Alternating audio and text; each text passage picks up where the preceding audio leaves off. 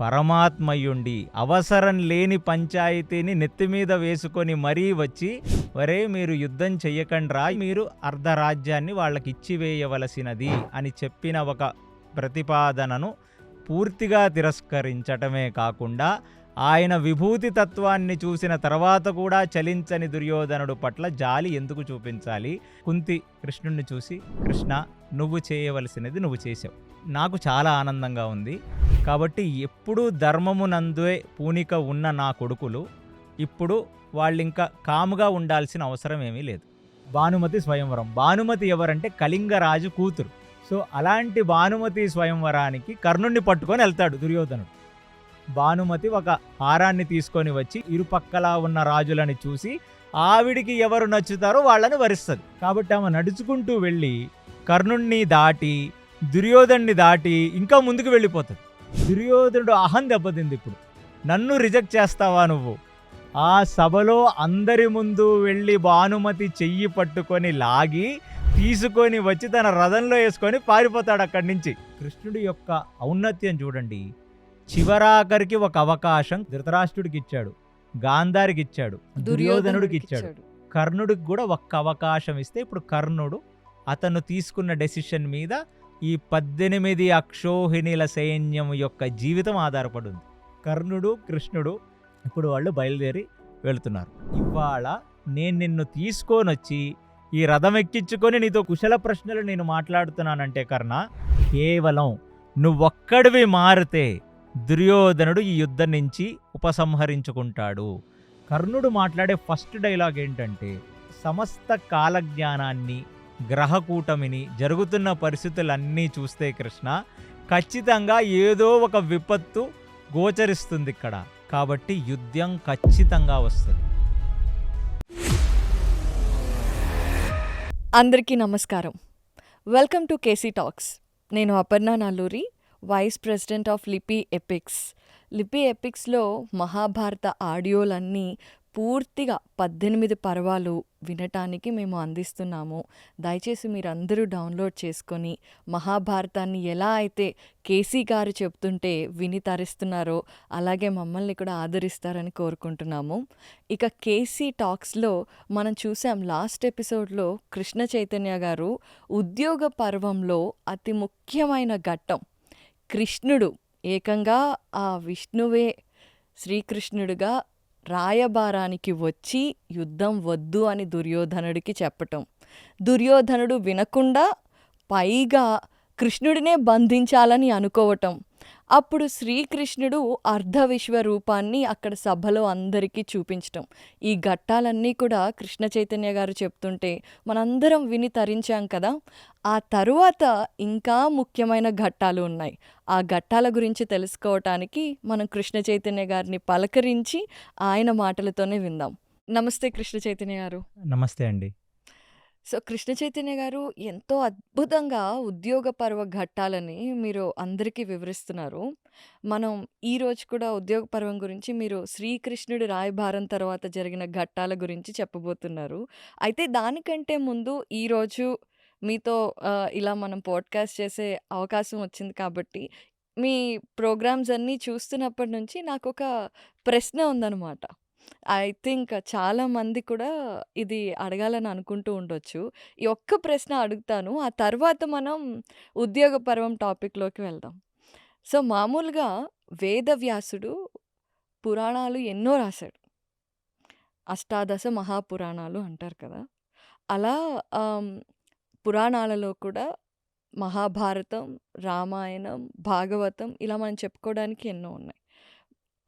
I'm sure మీరు చాలా చదివి ఉంటారు, అన్ని పురాణాల్లో కొన్నైనా చదివేసి ఉంటారు. అయితే మొట్టమొదటిగా మహాభారతమే చెయ్యాలి అని, మహాభారతం మన తెలుగువారు అందరూ తెలుసుకోవాలి ఖచ్చితంగా అని ఎందుకు అనిపించింది? సో మహాభారతం అనేది పంచమ వేదం అండి. అది మనం అందరం వింటాం. సో అది పంచమ వేదం అనటానికి ప్రమాణం ఏమిటి అంటే, వనపర్వంలో మార్కండేయ ఋషి ధర్మరాజుకి, ద్రౌపదికి, నలుగురు పాండవులకి కలిసి ఆయన మొత్తం రామాయణాన్ని చెప్తాడు ఆయన. ఎందుకంటే మార్కండేయ ఋషి రాముడు వనవాసం చేసినప్పుడు కలుసుకున్న వ్యక్తి, రాముడు వనవాసాన్ని, రాముడి యొక్క జీవితాన్ని తన నేత్రాలతో వీక్షించిన వ్యక్తి ఆయన పర్సనల్ ఎక్స్పీరియన్స్ ఉంది రాముడితో. అలాంటి వ్యక్తి మళ్ళీ ఈ ద్వాపర యుగంలో పాండవులు చేసిన వనవాసాన్ని చూసి ఫస్ట్ ఆ పోలికతో మొదలు పెడతాడు. ఎన్నడో త్రేతాయుగంలో రాముడు చేసిన వనవాసాన్ని నాకు దర్శన భాగ్యం అయింది. దాని తర్వాత మళ్ళీ ద్వాపరంలో మీరు చేసే ఈ వనవాసాన్ని నేను నా కళ్ళతో చూస్తున్నాను. మీరు అంతటి సమానులు, అంతటి ధర్మబద్ధత, ధర్మమునందు పూనిక కలిగిన వాళ్ళు అని ఆయన చెప్తూ మొత్తం మహాభారతాన్ని చెప్తాడు ఆయన. సో సనాతన ధర్మం, మేము సనాతనం వాళ్ళం అని చెప్పుకోవటం ఇప్పుడు ఒక ట్రెండ్ నడుస్తుంది కదా. సో ముందు హిందువులం అనేవాళ్ళం, ఇప్పుడు అర్థం చేసుకొని మనం సనాతన ధర్మ అనుయాయులం అని మనం అంటున్నాం కదా. ఆ సనాతన ధర్మం వాళ్ళకి మహాభారతంలోనే రామాయణం కూడా కలిసి వస్తుంది, ప్లస్ అందులోనే అంతర్భాగంగా భగవద్గీత వస్తుంది. సో ఇవన్నీ కలిపి ఒక దగ్గర ఉన్నాయి కాబట్టి మహాభారతాన్ని పంచమ వేదం అన్నారు. అలాంటి మహాభారతాన్ని అర్థం చేసుకోవడానికి పెద్ద సంస్కృత పరిజ్ఞానం ఉండాల్సిన అవసరం లేదు. ప్లస్ నిత్య నైమితిక జీవితంలో జరిగే ప్రతి ఒక్కళ్ళకి చాలా క్లోజ్గా ఎవరితో ఎలా మెలగాలి, మనం భార్యాభర్తల మధ్యన సంబంధం ఎలా ఉండాలి, అన్నదమ్ముల మధ్యన సంబంధం ఎలా ఉండాలి, ఒక రాజు ఎలా ప్రవర్తించాలి, అంటే ఒక గవర్నమెంట్ వాళ్ళు ప్రజల్ని ఎలా ట్రీట్ చేయాలి, ప్రజలు గవర్నమెంట్ వాళ్ళకి ఎలాగా మెసులుకోవాలి అనే ఎంటైర్ ఘట్టం అనేది మనకు ఓన్లీ మహాభారతంలోనే కనపడుతుంది. అలాంటి మహాభారతాన్ని నేను కొన్ని పర్సనల్ అనుభవాల బట్టి అసలు జరిగిన స్టోరీనే వక్రీకరించి చేస్తున్నారనే ఒక బాధతో, సో అసలైన మహాభారతాన్ని జనాలకు ఫస్ట్ ఒక కథ రూపంలో చెప్దామని నేను చేసిన ప్రయత్నం ఇది. ఇది చాలా మంచి ప్రయత్నం అండి. ఎంతోమంది మీ ద్వారా మహాభారతాన్ని తెలుసుకొని, ఇంకా తెలుసుకోవాలి, మహాభారతం పూర్తిగా తెలుసుకోవాలనే ఉత్సుకత, ఇంట్రెస్ట్ అన్నీ పెరుగుతున్నాయి ఆడియన్స్‌లో. సో, మీరనుకున్న సంకల్పం అయితే చాలా చక్కగా సఫలీకృతం అవుతోంది. So, congratulations. Thank you so so, much అమ్మ. నెక్స్ట్ అసలు ఈరోజు టాపిక్కే చాలా అద్భుతమైన టాపిక్. సో, మీరు లాస్ట్ ఎపిసోడ్‌లో ఉద్యోగ పర్వంలో శ్రీకృష్ణుడి రాయబారం, అర్ధ విశ్వరూపం, అలాగే ఆ తర్వాత ధృతరాష్ట్రుడికి జ్ఞానచక్షువు ఇవ్వటం, ఇవన్నీ చెప్పారు కదా. ఈరోజు చాలా ముఖ్యమైన ఘట్టాలు, చాలామందికి రకరకాలుగా తెలుసు, అసలు విషయం ఏంటి అనేది తెలీదు. శ్రీకృష్ణుడు కర్ణుడిని కలవటం, కుంతి కర్ణుడిని కలవటం. అసలు వాళ్ళిద్దరూ ఎందుకు కలిశారు? కలిసినప్పుడు వాళ్ళ మధ్య జరిగిన సంభాషణ ఏమిటి? నేను మహాభారతం మొత్తం చదువుతున్నప్పుడు శ్రీకృష్ణుడు అంత పర్సనల్‌గా, అంత ఎమోషనల్‌గా అర్జునుడితో ఉంటాడు మామూలుగా. ఎందుకంటే వాళ్ళిద్దరూ బెస్ట్ ఫ్రెండ్స్ కాబట్టి.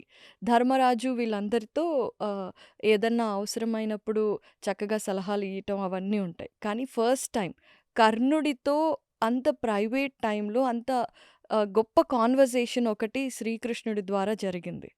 సో, ఆ కాన్వర్జేషన్‌లో ఏమేమి మాట్లాడుకున్నారు? కర్ణుడు కూడా కన్ఫెస్ చేశాడు. నాకు కలలొస్తున్నాయి, నాకు తెలుసు యుద్ధంలో ఏం జరుగుతుందో అని. ఈ విషయాలన్నీ మీరు చెబితే విని తరించాలనుకుంటున్నాం.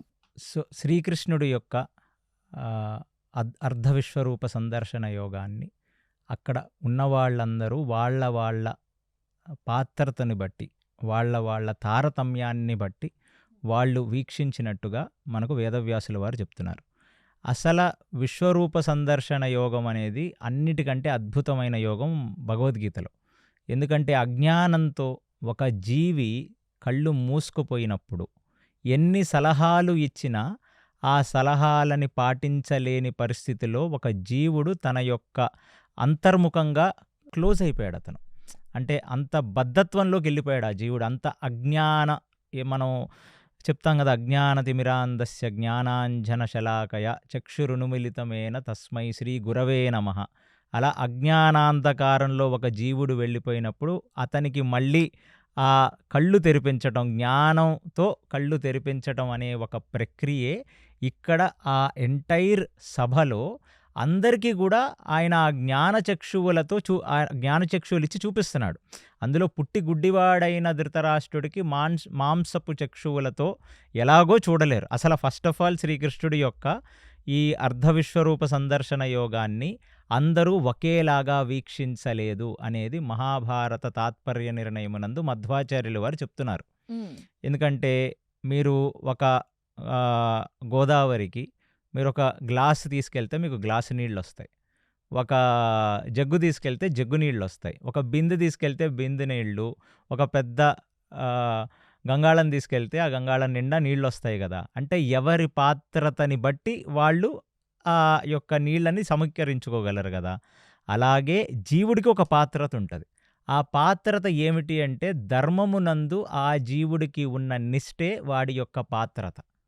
కాబట్టి అక్కడ మహోత్కృష్టమైన మునులు ఎవరు? నారద, కణ్వ, జమదగ్ని లాంటి వాళ్ళకి అదే ఒక పూర్తి విశ్వరూప సందర్శనంగా కనపడింది. హ్మ్. బద్ధత్వంలో ఉన్న వాళ్ళకి అక్కడ ఏదో ఒకటి మసకగా ఒక అద్భుతమైన ఆకారం కనపడింది. సో, మిగతా ద్రోణాచార్యుడు, భీష్మాచార్యుల వారికి ఒక పెద్ద అర్ధరూప సందర్శన యోగం కనపడింది. అంటే ఇప్పుడు ఎప్పుడైతే దుష్టచతుష్టయం కృష్ణుడిని ఒక రాజు అనుకొని ఆయననే బందీ చేద్దామన్న ఆలోచనలోకి దిగిందో అప్పుడు భగవంతుడు తన ఉనికిని చూపిస్తాడు. అరే నువ్వు అనుకుంటున్నట్టు నేను ఈ జరాసంధుడిని, సాల్వుడిని, శిశుపాలుడిని అంత సామాన్యంగా చంపినవాడిని కాదురా. నీ అంతర్ముఖంగా నీ లోపల ఉండే పరమాత్మని నేను. నీ బహిర్గతంగా ఈ చతుర్భుజాకారంలో ఇలా కనబడుతున్నాను అని చూపిస్తున్నాడు. అది ధృతరాష్ట్రుడికి కూడా చూపించిన తర్వాత ధృతరాష్ట్రుడికి జ్ఞానోదయం అయింది. ఆయన ఒక్కసారికి షేక్ అయిపోయాడు ధృతరాష్ట్రుడు. అంటే దీన్ని తాత్వికంగా మనం అందరం ఎలా చూడాలంటే మొట్టమొదటిసారి తప్పు చేస్తున్నప్పుడు ప్రతి జీవికి వాడి లోపల పరమాత్మ ఒక ఒక అంతర్ముఖంగా ఒక చిన్న ఫీలింగ్ అనేది ఇస్తాడు. అయ్యో నేను తప్పు చేస్తున్నానే అని. ఆ కాన్షియస్నెస్ అనేది లోపల టచ్ చేస్తాడు అతను. మీ అందరికీ మీ స్వానుభవం ప్రకారం చూడండి. మొట్టమొదటిసారి సిగరెట్ తాగినప్పుడు, మొట్టమొదటిసారి మీరు మద్యం సేవించినప్పుడు, పరస్త్రీతో తప్పు చేసినప్పుడు, మీ జీవితంలో చేసిన ప్రతి తప్పు పనికి ముందు గిల్ట్ అనే ఒక దాన్ని భగవంతుడు మీ లోపల నుంచి ఉత్పన్నమయ్యేలా చేస్తాడు. ఆ హెచ్చరికని గమనించి వాడు సర్దుమణిగి మళ్ళీ సరైన దారిలో ఉంటే అప్పుడు భగవంతుడు మిమ్మల్ని సంరక్షిస్తాడు, మిమ్మల్ని ముందుకు తీసుకెళ్తాడు. ఆ వచ్చిన గిల్ట్‌ని కూడా లేనిపోని సుత్తి వేదాంతాలని తీసుకొని వచ్చి అండర్ ద కార్పెట్ దాన్ని బరీ చేసేస్తే, లేకపోతే దాని మీద నీళ్లు పోసేస్తే పరమాత్మ కూడా మిమ్మల్ని రక్షించడు. ఇది తాత్వికం ఇది. దాన్నే ఫ్రీ విల్ అంటారు మన ధర్మంలో. జీవుడికి మంచి చెడులు రెండూ చెప్తాడు భగవంతుడు. ఏది చూస్ చేసుకుంటాడనేది జీవుడి యొక్క పాత్రత. అందుకు ధర్మో రక్షతి రక్షతః. ఆ ధర్మాన్ని నువ్వు పట్టుకుంటే అదే నిన్ను మంచి మార్గంలోకి తీసుకువెళ్ళేలా రక్షిస్తుంది. ధర్మస్య ప్రభురచ్యుత. అలాంటి అచ్యుతుడు ఇవాళ అక్కడ ఒక విశ్వరూప సందర్శన యోగాన్ని చూపించి ఇంకా దీని తర్వాత ఎవరి మనసులో అయినా అధర్మపు ఆలోచన మళ్ళీ ఉంటే వినాశకాలే విపరీత బుద్ధి, ఇక సమయం చూసుకుంటుంది మిమ్మల్ని అని చూపించగానే గాంధారి, దాని తర్వాత పక్కనే ఉన్న ధృతరాష్ట్రుడు సాష్టాంగ నమస్కారం చేసి వాళ్ళు తన్మయత్వానందం పొందారన్నట్టుగా మనకి వ్యాసభారతం చెప్తుంది.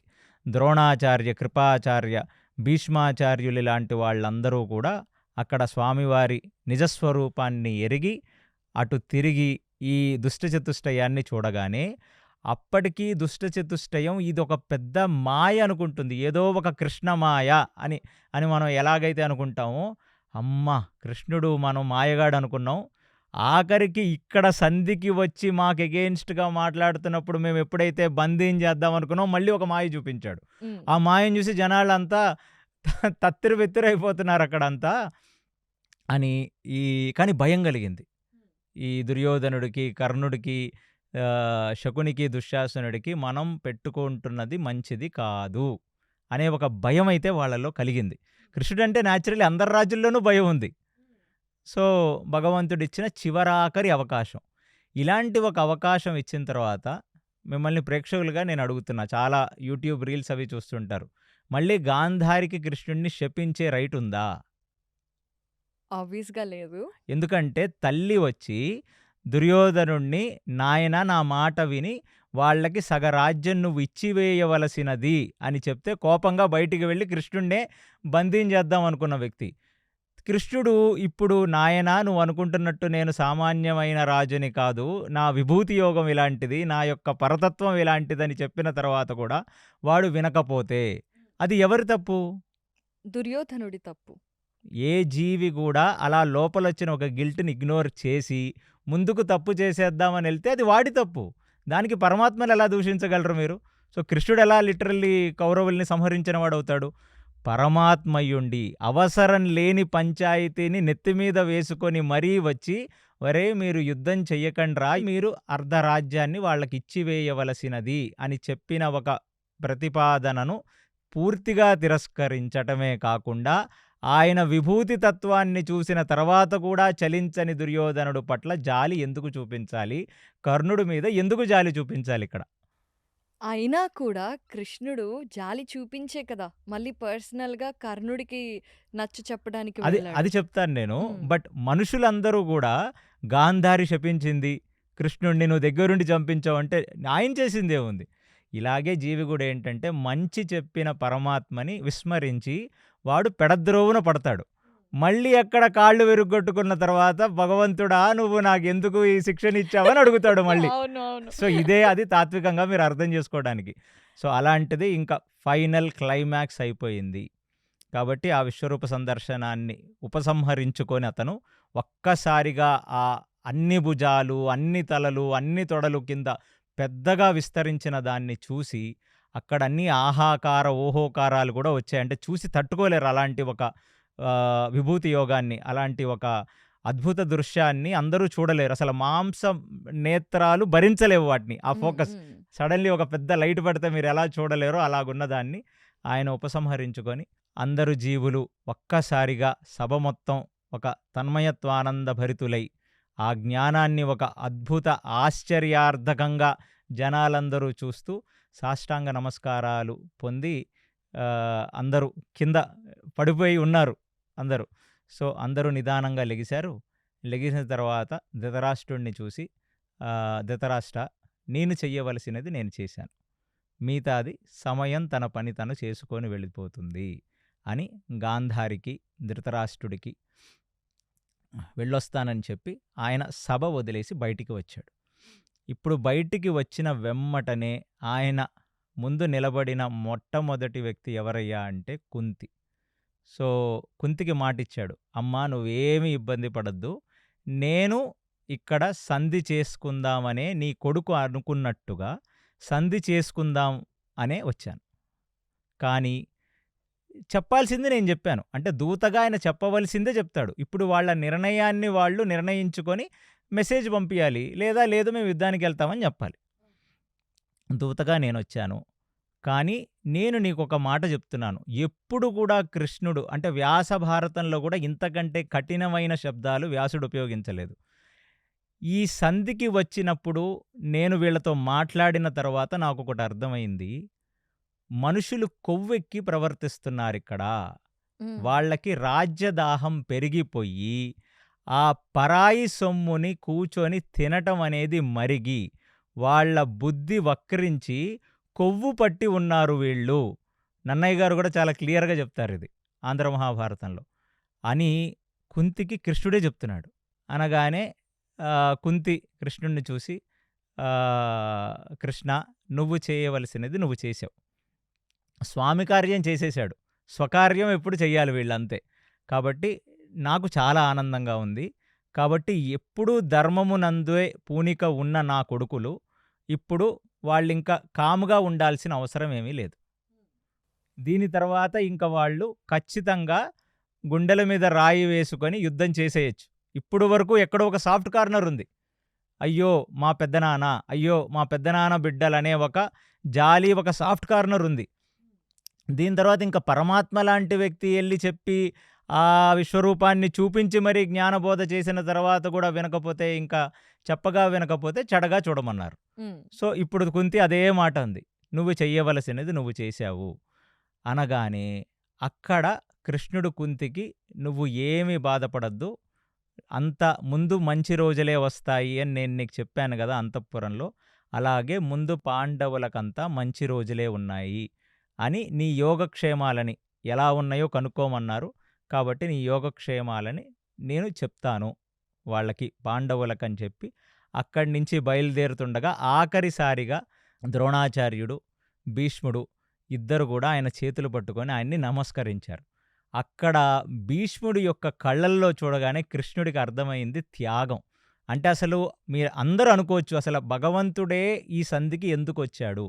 కేవలం ధర్మరాజు మీద ఉన్న ప్రేమతో వచ్చాడా? లేదా ధర్మరాజు సంధి చేసుకోవాలి అనే ఒక ప్రేమతో వచ్చాడా? లేదా ఇంతమంది జనాలు ఎందుకు చనిపోవటం అనే ఒక ఆలోచనతో వచ్చాడా? అంటే వెనక్కి తిరిగి చూసుకుంటే కురు సామ్రాజ్యం ఎన్నడూ ఆస్తి కోసం కొట్టుకోలేదు. శంతనుడు, భీష్ముడి తండ్రైన శంతనుడి పెద్దన్న బాహ్లీకుడు. ఈ శంతనుడు, బాహ్లీకుడు కూడా ఒక రాజ్యాన్ని పరిపాలిద్దామని అనుకుంటున్నప్పుడు పెద్దన్న అయిన బాహ్లీకుడు, నువ్వు ఈ ఢిల్లీ నుంచి కింద వైపు రాజ్యాలన్నీ నువ్వు పాలించుకో, ఆ ఢిల్లీ నుంచి పైన ఉన్న రాజ్యాలన్నీ నేను పాలించుకుంటానని ఇద్దరూ రాజ్యాన్ని పంచుకొని బాహ్లీకుడు అక్కడే బ్రతుకుతున్నాడు, అక్కడే పాలిస్తున్నాడు. బాహ్లీకుడు అందరికంటే కూడా ఓల్డెస్ట్ పర్సన్. ఇప్పుడు కురుక్షేత్రంలో వస్తాడు ఆయన యుద్ధం చేయడానికి. సో ఆయన కొడుకు సోమదత్తుడు. సో ఆ శంతనుడు, బాహ్లీకుడు టైం నుంచి కూడా అన్నదమ్ముల మధ్యన సఖ్యత ఉంది. ఇద్దరు కలిసి బ్రతికారు, కలిసి రాజ్యాల్ని ఏలెచ్చుకున్నారు, కలిసి ఒక ధర్మబద్ధతతో కూడి ఉన్నారు. దాని తర్వాత జనరేషన్లో భీష్ముడు అసలు తన తల్లికిచ్చిన మాటకి రాజ్యాధికారాన్నే వదిలేసుకొని కేవలం ఒక గార్డియన్ ఏంజల్గా బ్రతుకుతూ మొదలుపెట్టాడు. అక్కడ ఉండి అందరినీ కాపాడాడు. విచిత్ర వీర్యుడు, చిత్రాంగడు అంత గొప్ప వ్యక్తులేమి కాదు, వాళ్ళని సింహాసనాల మీద కూర్చోపెట్టి పక్కడి నుంచి పాలించాడు. కాబట్టి కురు సామ్రాజ్యం ఒక త్యాగానికి చిరునామాగా నిలిచింది ఇన్ని సంవత్సరాలు. ఇవాళ ఆ త్యాగం అనేది కించిత్ లేకుండా కౌరవులు ప్రవర్తిస్తున్నారు. ఆ బాధ భీష్ముడి కళ్ళల్లో కృష్ణుడు చూశాడు. కృష్ణుడు చూసి భీష్ముడిని ఆఖరిసారిగా అక్కడ ఆలింగనం చేసుకొని, భీష్మ, నువ్వు చెయ్యాల్సింది నువ్వు చేశావు, నేను చెయ్యాల్సింది నేను చేశాను, కాబట్టి మనం నిమిత్త మాత్రులను మాత్రమే, జీవుడు తను అనుకున్నది తను చెయ్యని అని చెప్పి వాళ్ళిద్దరికీ చెప్పేసి ఉండగా ఆ భీష్ముడి యొక్క కళ్ళల్లోనూ ద్రోణాచార్యుడు కళ్ళల్లోనూ ఆ బాధ కృష్ణుడు చూస్తాడు. ఎందుకు అంటే అసలు దుర్యోధనుడు అనేవాడిని ఎప్పుడూ సంస్కరించలేకపోయారు వీళ్ళు. పెద్దలుగా అక్కడ కూర్చున్నారే తప్ప ఎన్నడూ వాడి హృదయాన్ని మార్చలేకపోయారు. ఎందుకు మార్చలేకపోయారు వాడి హృదయాన్ని అంటే, వాడికి భీష్ముడి మీద ఉన్న గురి కంటే, ద్రోణుడి మీద ఉన్న గురి కంటే కర్ణుడి మీద నమ్మకం ఎక్కువ. అది ఎప్పుడైతే కృష్ణుడు గమనించాడో అప్పుడు కృష్ణుడు మనసులో అనుకున్నాడు, ఇప్పుడు నెక్స్ట్ దీనిని అంటే అక్కడ కూడా ఈ మాట మాట్లాడుతూ భీష్ముడు కృష్ణుడి చేతులు పట్టుకొని పక్కన ఉన్న దుర్యోధనుడికి, ఇప్పటికీ మించిపోయింది లేదు సుయోధన, కృష్ణుడు చాలా దూరం వెళ్ళిపోవకముందే దయచేసి నాయన, నా వయసు అయిపోయింది, నేను వృద్ధుడినైపోయాను, అనుభవించడానికి ఏమీ మిగల్లేదు నాకు. ద్రోణాచార్యుడు, నేను వృద్ధుడినైపోయాను, మా వయసులు అయిపోయాయి, మాకు తెల్లెంటికలు వచ్చేసాయి, ఇక మేము రేపో మాపో చావుకి ఎదురు చూస్తున్న వాళ్ళం. బ్రతుకు నీకుంది, నీ పిల్లలకుంది, నీ పిల్లల పిల్లలకుంది. ఇంతమంది 18 అక్షోహిణిల సైన్యానికి ఒక ఫ్యూచర్ ఉంది, వాళ్ళకొక భవిష్యత్తు ఉంది. భవిష్యత్తు లేని వాళ్ళం మేము, ఆల్రెడీ ప్రపంచాన్ని చూసేసిన వాళ్ళం. భీష్ముడికి అప్పటికే ఓ 240-230 సంవత్సరాలు దాటుంటాయి. ఎగ్జాక్ట్ వయసు కురుక్షేత్రానికి ఆయనకి 250 సంవత్సరాలు అంటారు. సో అది కూడా చర్చ, అదో పెద్ద డిబేట్. సో ఆయన పరశురాముడి దగ్గర ఎంతకాలం నేర్చుకున్నాడనేది కొందరు ఇంకా ఎక్కువ వయసు వాళ్ళు అంటారు.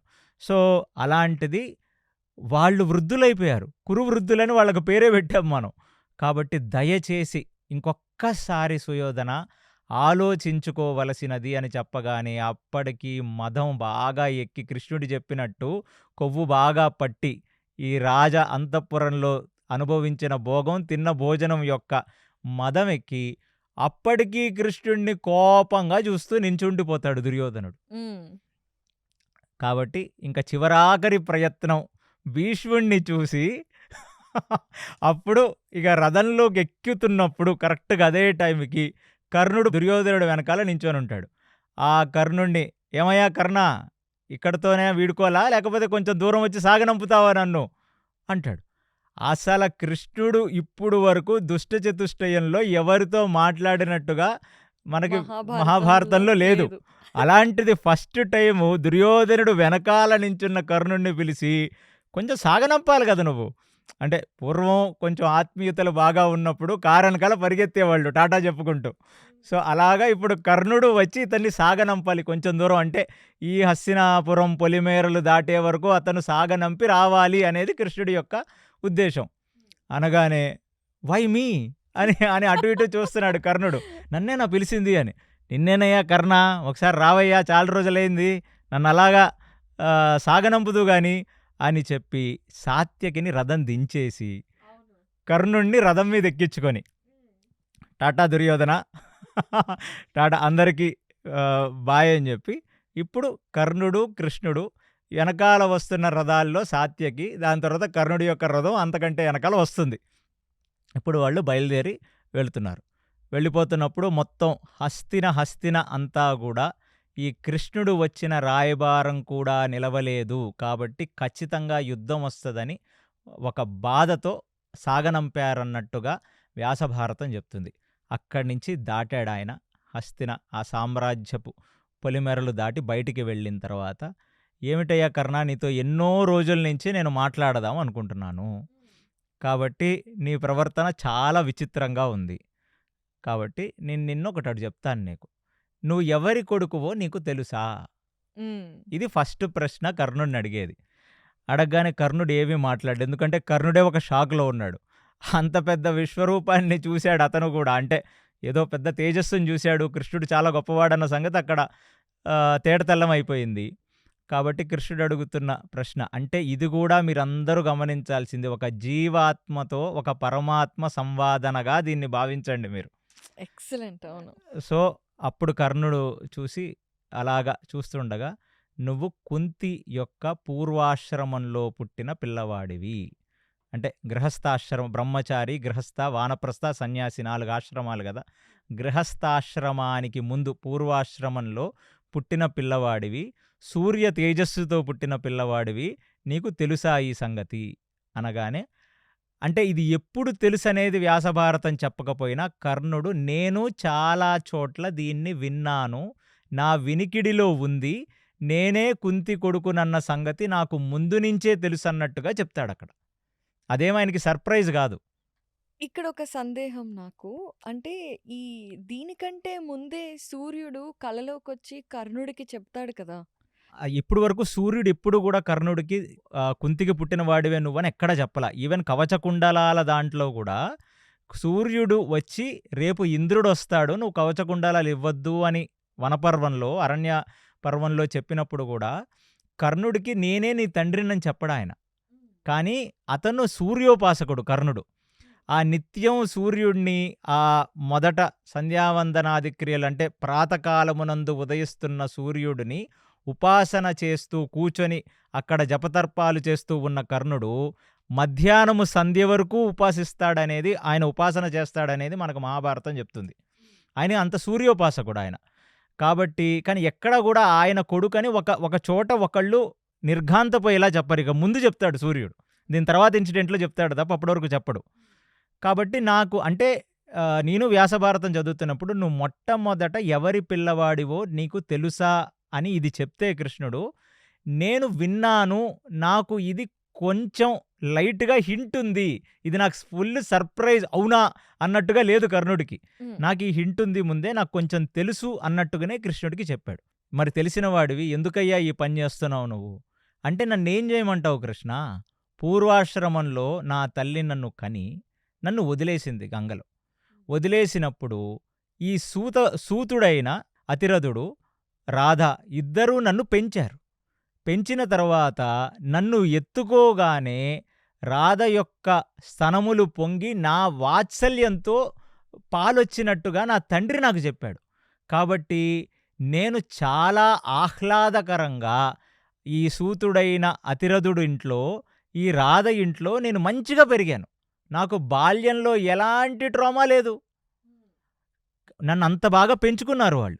నేనొక వయసు పెరిగిన తర్వాత నాకు సమాజంలో కొన్ని ఇబ్బందులు వచ్చి ఉండొచ్చుగాక, ఎందుకంటే నేను సూతకులంలో పుట్టాను కాబట్టి నేను కొన్నిటికి అర్హుణ్ణి కాదు అని చెప్పి నన్ను ఈ సమాజం లో నేను కొన్ని కుల వివక్షకు గురై ఉండొచ్చు. కానీ అలాంటి ఒక తల్లిదండ్రులు నన్ను తల్లి ప్రేమ లోటు తెలియకుండా పెంచారు కృష్ణ. కాబట్టి నేనిప్పుడు కుంతి నా నా నా యొక్క తల్లి అని తెలిసి మాత్రం నేనింక చేసేది ఏమిటి? కాబట్టి నేను నా తల్లిదండ్రుల పట్ల అంత వాత్సల్యానురాగాలతో ఉన్నవాడిని. ఆల్రెడీ అతిరథుడికి ఇంకా ఇద్దరు పిల్లలున్నారు. వాళ్ళే ఈ ఉత్తర గోగ్రహణంలో వాళ్ళు చనిపోతారు. ఆ ఇద్దరు తమ్ముళ్ళు అర్జునుడి చేతిలో చనిపోతారు. హుహు. కాబట్టి ఇప్పుడు అతిరథుడికి పెద్దగా పిల్లలు గూడా లేరు. కర్ణుడు తప్ప ఇంకెవరూ లేరు. అలాంటి వాళ్ళకి ఈ టిపికల్ అమెరికన్ సేయింగ్ ఉంటది. ఒకటి ఏంటంటే బికమింగ్ సంథింగ్ ఫ్రమ్ నథింగ్. అంటే ఏమీ లేని స్థాయి నుంచి ఎక్కడికో వెళ్ళిపోవటం అనేది ఒక ఒక ఇప్పుడు కలియుగంలో చాలామందికి ఏమీ లేకుండా కింద స్థాయి నుంచి పై స్థాయికి వెళ్ళిన కథలు మనం వింటాం గదా! అలాంటి ఒక కథే కర్ణుడిది. ఆయన బ్రతుకు రీత్యా ఆయన మహా అయితే ధృతరాష్ట్రుడికి రథసారథిగానో, భీష్ముడికి రథసారథిగానో ఉండాలి. కానీ అలాంటి వ్యక్తి వాళ్ళ ఏ పొజిషన్‌కెళ్ళి కూర్చున్నాడు? ఎంటైర్ అంగరాజ్యానికి రాజుగా కూర్చొని, ఈ హస్తినలో జరుగుతున్న ప్రతి సమావేశానికి దుర్యోధనుడు లెఫ్ట్‌లో కూర్చొని సలహాలిచ్చే స్థాయికి ఎదిగాడాయన. వాళ్ళ తండ్రి గారు ఏ స్థాయిలో ఉన్నారు ఇంకా? ఇంకా భీష్ముడికో ఎప్పుడన్నా గుడ్డివాడైన ధృతరాష్ట్రుడో బయటికెళ్తే వాళ్ళ రథాలు తీసే స్థాయిలోనే ఉన్నాడు. ఒక రథాలు నడుపుకునేవాడి కొడుకు ఏ స్థాయికి ఎదిగాడో అది కర్ణుడి యొక్క వైభవం. సో, అతను ఎన్నడూ మీరు చూపించడమే కర్ణుడి మీద సింపతి గానీ, కర్ణుడు తన మీద తనే సింపతి చూపించుకోలేదెప్పుడు. హ్మ్. ఎందుకంటే ఆయనకొచ్చిన అవకాశాలవి. అవును. ఎంత కింద స్థాయిలో పుట్టినా తల్లి ప్రేమకు ఆయనెన్నడూ నోచుకోలేదు. అదే కృష్ణుడితో చెప్తున్నాడు.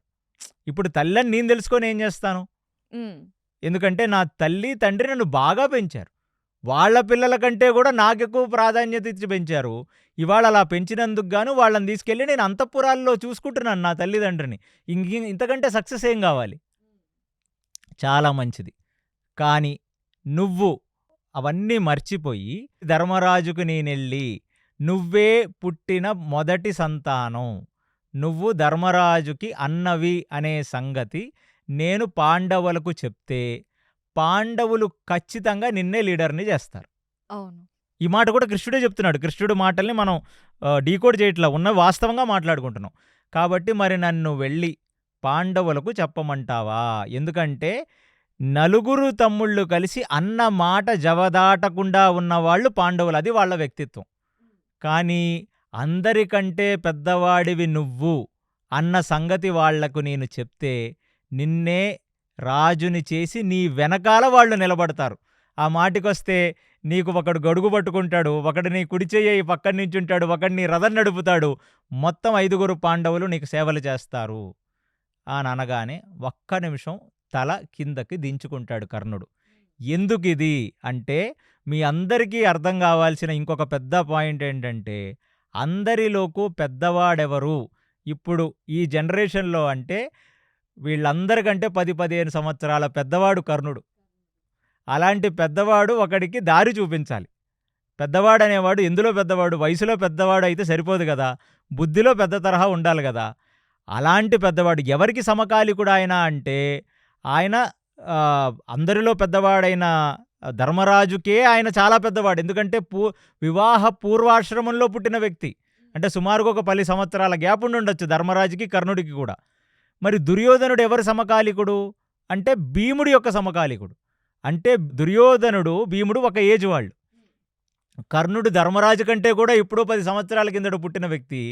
ఒక పెద్దవాడు దుర్యోధనుడు పాడైతే దుర్యోధనుడికి దగ్గర తీసుకొని విదురుడు ఎలాగైతే ధృతరాష్ట్రుడికి చెప్తున్నాడో, అంటే విదురుడు వయసులో చిన్నవాడు అయినా సరే ధృతరాష్ట్రుడు పక్కన కూర్చొని ఎప్పుడు కూడా అన్నా నువ్వు ఆలోచించేది తప్పు, అన్నా నీ విధానం తప్పు అని చెప్తూనే ఉన్నాడు కదా. అందుకనే చీపో నువ్వు నా పక్కన వద్ద వెళ్ళిపోమంటే వెళ్ళిపోయాడు కదా విదురుడు. కానీ వయసులో పెద్దవాడైన కర్ణుడు దుర్యోధనుడికి ఎప్పుడు చూసినా నెగిటివ్ అడ్వైజే ఇచ్చాడు తప్ప ఒక్కడు కూడా మంచి అడ్వైజ్ ఇవ్వలేదు. దేని గురించి? రాజకాంక్ష. ఆయనకి ఇతనిచ్చిన అంగరాజ్యం నిలుపుకోవాలి. అంటే ఇక్కడ ఒక చిన్న సందేహం కృష్ణ చైతన్య గారు. చిన్నప్పటి నుండి అంటే ద్రోణాచార్యుడి దగ్గర పాండవులు, కౌరవులు అస్త్రశస్త్ర విద్యలు నేర్చుకుంటున్నప్పటి నుండి కూడా కర్ణుడికి పాండవులు నచ్చేవాళ్ళు కాదు. అర్జునుడి కంటే తను గొప్ప అని చూపించుకోవాలని, ఆ అవకాశం కోసం తహతహలాడుతూ పెరిగినవాడు కదా! రాజకాంక్షతో పాటు ప్రపంచంలో తనే గొప్ప విలుకారుడు అనిపించుకోవటం అనే కాంక్ష కూడా ఉందనుకోవచ్చా? అసలు ఫస్ట్ ఆఫ్ ఆల్ అర్జునుడికి, కర్ణుడికి ఉన్న వైర్యం ఏమీ లాజికల్లీ లేదు.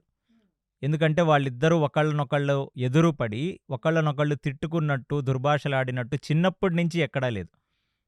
ఓన్లీ కుమార విద్యా ప్రదర్శనలో అది కూడా అర్జునుడి యొక్క విలు నైపుణ్యాన్ని చూసి ఎదిరించిన వాడు కర్ణుడు తప్ప, వీళ్ళిద్దరూ మాట్లాడుకొని, వీళ్ళిద్దరూ చిన్నప్పుడు మన సినిమాల్లో చూపించినట్టుగా వీళ్ళిద్దరూ చిన్నప్పటి నుంచి ఒకళ్ళ మీద ఒకళ్ళకి విరుద్ధ భావనతో పెరిగిన వాళ్ళు కాదు. అర్జునుడికైతే అసలు కర్ణుడు ఎవరో కూడా తెలియదు. వాళ్ళ గురుకులంలో ఒక విద్యార్థి మాత్రమే కర్ణుడు. అందులో వయసులో పెద్దవాడు కర్ణుడు. అసలు సమకాలికులు కాదు కదా! కానీ ఇలాంటి ఒక కచ్చా కోపంతో భీముడు, దుర్యోధనుడు పెరిగారు. హ్మ్. చిన్నప్పటి నుంచి పక్కనే నువ్వా నేనా అన్నట్టుగా పెరిగారు. కాబట్టి కర్ణుడికి అర్జునుడి మీద ఉన్న మాశ్చర్యం అది ఇల్లాజికల్. అంటే మనం ఓన్లీ వ్యాస మహాభారతం చదివితే భీముడిని ఎందుకు దుర్యోధనుడు హేట్ చేసుకున్నాడంటానికి రీజన్ ఉంది. ఎందుకంటే అతను చిన్నప్పటి నుంచి బలంగా ఉండేవాడు. వీళ్ళని ఏడిపించేవాడు.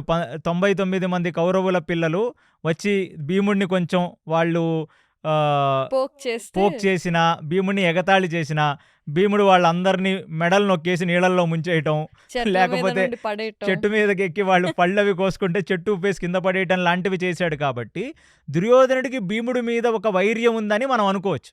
అంటే చిన్నపిల్లల కుళ్ళు కల్మషాలు చిన్నపిల్లల్లో కొంచెం కనబడతాయి ఎవిడెంట్లీ బయట. అలాగా. కానీ అసలు అర్జునుడి మీద కర్ణుడికి ఉన్న వైర్యం అనేది వ్యాస మహాభారతం చదివితే మనకు అర్థం కాదు. అసలు ఎందుకు వయసులో అంత పెద్దవాడు, 13-14 సంవత్సరాల పెద్దవాడు అర్జునుడి కంటే చిన్నపిల్లడు అర్జునుడు. అంటే టెక్నికల్లీ ఇవాళ మీరు చూస్తే కర్ణుడు 10th క్లాస్ పాస్ అయినప్పుడు అర్జునుడు పుట్టుంటాడు. అంతే, అది వాళ్ళ ఏజు. కాబట్టి అంత పెద్దవాడికి చిన్నపిల్లడితో ఏంటి శత్రుత్వం? లాజిక్ అర్థం కాదు. కేవలం వ్యాస భారతం చదివితే ఈ లాజిక్ అర్థం కాదు. దీన్ని మనం వేరే పురాణాలతో జోడిస్తే తప్ప మనం అర్థం చేసుకోలేం. సో ఇదొకటి. రెండోది, ఇప్పుడు అందరికంటే పెద్దవాడివై నువ్వు నించుంటే నీ రథం ఒకడు నడుపుతాడు, నీకు ఒకడు గొడుగు పడతాడు, 5 పాండవులు నీకు పక్కన నిలబడి సేవలు చేస్తారు అని చెప్పగానే తన పెద్దరికాన్ని కృష్ణుడు గుర్తు చేస్తున్నాడు. అనగానే తల కిందకు దించుకోవాల్సి వచ్చింది కర్ణుడికి. ఎందుకంటే ఇక్కడ కృష్ణుడు పరమాత్మ మీతో మాట్లాడినప్పుడు సూటిగా మాట్లాడతాడు అంతే. అది వెళ్ళి మీకు లోపల టచ్ అవుతాయి. అందుకనే మీరు చూశారు ఆ సంధిలో కూడా ధృతరాష్ట్రుడిని అసలు నువ్వు చేసేది ఏమన్నా న్యాయమేనా అంటే ధృతరాష్ట్రుడు మాట్లాడలేక కళ్ళు కిందకు తెచ్చుకున్నాడు కదా. అలాగ అక్కడ కర్ణుడికి చెప్తాడు, చూడు కర్ణ, వయసులో పెద్దవాడివి అందరికంటే, నీకెప్పుడు కూడా భీష్ముడు, ద్రోణుడు నీకు ఎగెయిన్స్ట్గా మాట్లాడారనే నువ్వు చూస్తున్నావు. కానీ నువ్వు ఒకసారి వాళ్ళ బాధ అర్థం చేసుకో. మొత్తం కురు సామ్రాజ్యం నీ ఒక్కడి వల్ల నాశనం అయ్యే పరిస్థితికి వచ్చింది. దుర్యోధనుడు యుద్ధానికి కాలు దువ్వుతున్నాడంటే కేవలం నిన్ను చూసుకునే దువ్వుతున్నాడు. ఇంకొక రీజనే లేదు. త్యాగానికి చిరునామా అయిన కురు సామ్రాజ్యం అది. మరి భీష్ముడికి బాధ ఉండదా? కాబట్టి ఇవాళ నేను నిన్ను తీసుకొనొచ్చి ఈ రథం ఎక్కించుకొని నీతో కుశల ప్రశ్నలు నేను మాట్లాడుతున్నానంటే కర్ణ, కేవలం నువ్వొక్కడివి మారితే దుర్యోధనుడు ఈ యుద్ధం నుంచి ఉపసంహరించుకుంటాడు. కాబట్టి గొప్పవాళ్లైన కురువృద్ధుల మనసులో కూడా యుద్ధం జరగాలని లేదు. ద్రోణుడు, కృపాచార్యుడు, భీష్మాచార్యుల హృదయంలో యుద్ధం జరగాలని లేదు. విదురుడు, సంజయుడు హృదయాల్లో యుద్ధం జరగాలని లేదు. ఆ మాటికి వస్తే గాంధారి, ధృతరాష్ట్రులకి కూడా ఈ యుద్ధంలో తన కొడుకులు చనిపోతారన్న భయం. ప్లస్ అటువైపు చూస్తే ధర్మరాజు, పాండవులందరూ కూడా 5 గ్రామాలిస్తే చాలన్నారు. నువ్వక్కడివే ఈ యుద్ధానికి కారణమని నిన్ను నివ్వాళ ఎక్కించుకొని నీతో ఈ మాట మాట్లాడుతున్నాను. పెద్దవాడివి, పెద్ద తరహా ఉండి పెద్దగా ప్రవర్తించాలి నువ్వు. ఎందుకంటే పెద్దవాడే చిన్నవాడు తప్పైతే వాడికి ఒక మార్గదర్శకం చూపించాలి. అంతేగాని నువ్వు ఇలాగా దుర్యోధనుణ్ణి పోక్ చేసి దుర్యోధనుణ్ణి ఇంకా చెడగొట్టి యుద్ధం వైపుకు నువ్వు తీసుకురాకూడదు అని తన పెద్దతనాన్ని గుర్తు చేశాడు. కర్ణుడు ఏమీ మాట్లాడలేదు. ఏమిటయ్యా కర్ణ, ఏమి మాట్లాడకపోతే ఎలాగా? నీకు డైలాగులు ఉన్నాయి ఈ సీన్లో, నువ్వు మాట్లాడాలని కృష్ణుడంటే. చాలా అద్భుతమైన కావ్యం, నాకు బాగా ఇష్టమైన కావ్యం ఇది. కర్ణుడు మాట్లాడే ఫస్ట్ డైలాగ్ ఏంటంటే, కాలజ్ఞానాన్ని పట్టి, గ్రహ కూటమిని పట్టి. ఎందుకంటే అప్పుడు కురుక్షేత్ర యుద్ధం జరుగుతున్న ఆఖరి నెలలో 3 సార్లు సూర్యగ్రహణం వచ్చింది. ప్లస్ వ్యాసుడు ఇప్పుడు మనం ముందుకెళ్తుంటే భీష్మ పర్వంలో ఎక్స్‌ప్లెయిన్ చేస్తాడు. అసలు ఏమేమి మారాయి. చిన్నపిల్లలు పుట్టగానే ఏడవటం మానేశారు. నవ్వటం మొదలుపెట్టారు. కాలంలో చాలా విషయాలు మారిపోయాయి. ఆ వీరబ్రహ్మేంద్ర స్వామి గారి కాలజ్ఞానంలో మీరు చెప్పినట్టు ఏవేవో వింత విషయాలన్నీ జరుగుతున్నాయి. ఆకాశం రంగులు రంగులు మారిపోతుంది. సంధ్యా సమయం తొందరగా వచ్చేస్తుంది. సో, సమస్త కాలజ్ఞానాన్ని, గ్రహకూటమిని, జరుగుతున్న పరిస్థితులన్నీ చూస్తే కృష్ణ, ఖచ్చితంగా ఏదో ఒక విపత్తు గోచరిస్తుందిక్కడ. కాబట్టి యుద్ధం ఖచ్చితంగా వస్తది. అది నేను తలుచుకుంటేనో, దుర్యోధనుడు తలుచుకుంటేనో, ఎవరో తలుచుకుంటే ఆగే విపత్తు కాదు. ప్లస్ చాలా సార్లు చాలా మాటల్లో సంజయుడు, విదురుడు కూడా అన్నారు.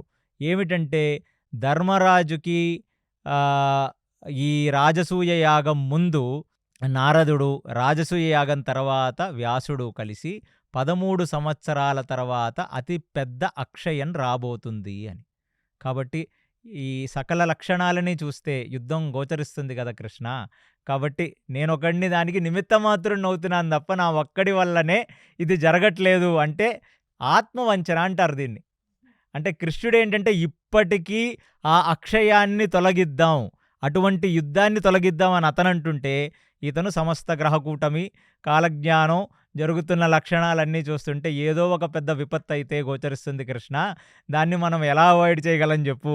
నేను కేవలం ఒక నిమిత్త మాత్రం నవ్వుతున్నాను దీనికి అంతే. ఇదెలా ఉందంటే మనం మన జీవితంలో ఏదైనా ప్రాబ్లమ్ వస్తే అది మనం సాల్వ్ చేసుకోగలం. కానీ గ్రహాలు నాకు అనుకూలించట్లేదు. కాబట్టి నేనేం సాల్వ్ చేయలేను అన్నట్టే చెప్పాడు. రైట్. ఇలాగే చెప్పాడు. సరే, మంచిది.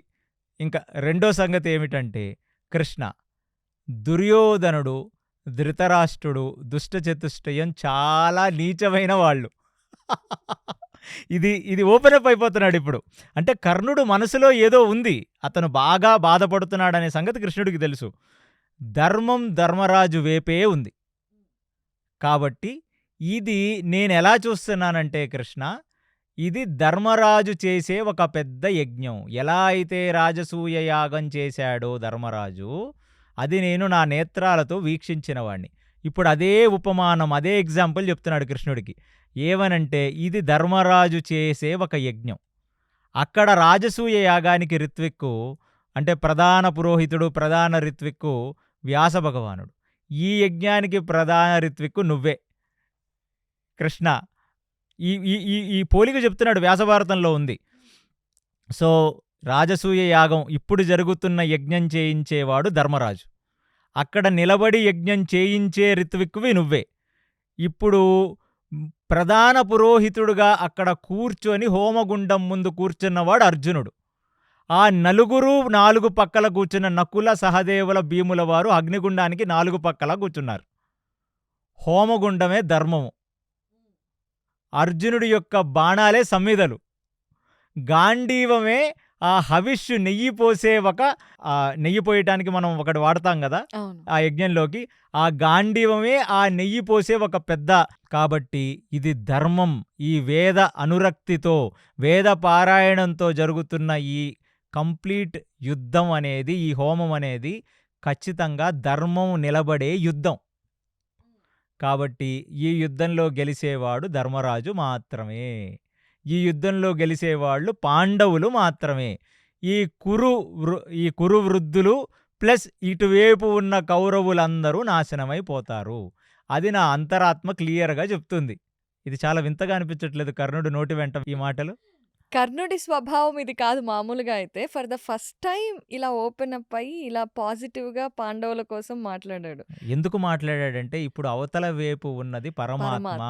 అంతర్ముఖంగా ఉన్నది పరమాత్మే. ఇక మీరు ఏ గదిలోకెళ్ళినా, ఏ తలుపులు వేసేసుకున్నా, ఏ ముసుగు వేసినా పరమాత్మ నుంచే మీరు దాచలేము. అందుకు ఇప్పుడు ఓపెన్ అప్ అయిపోతున్నాడు. కాబట్టి నేను ముందు నుంచి ధర్మరాజు యొక్క సాత్విక స్వభావాన్ని చూసిన వాణ్ణి.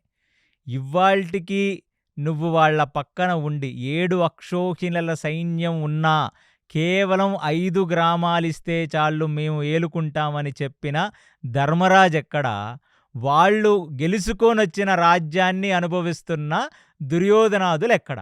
వాళ్ళకి వీళ్ళకి అసలు పోలికేమన్నా ఉందా కృష్ణ? కాబట్టి ఖచ్చితంగా ధర్మరాజే ఈ యుద్ధంలో గెలుస్తాడు. ఖచ్చితంగా విజయం ధర్మరాజునే వరిస్తుంది.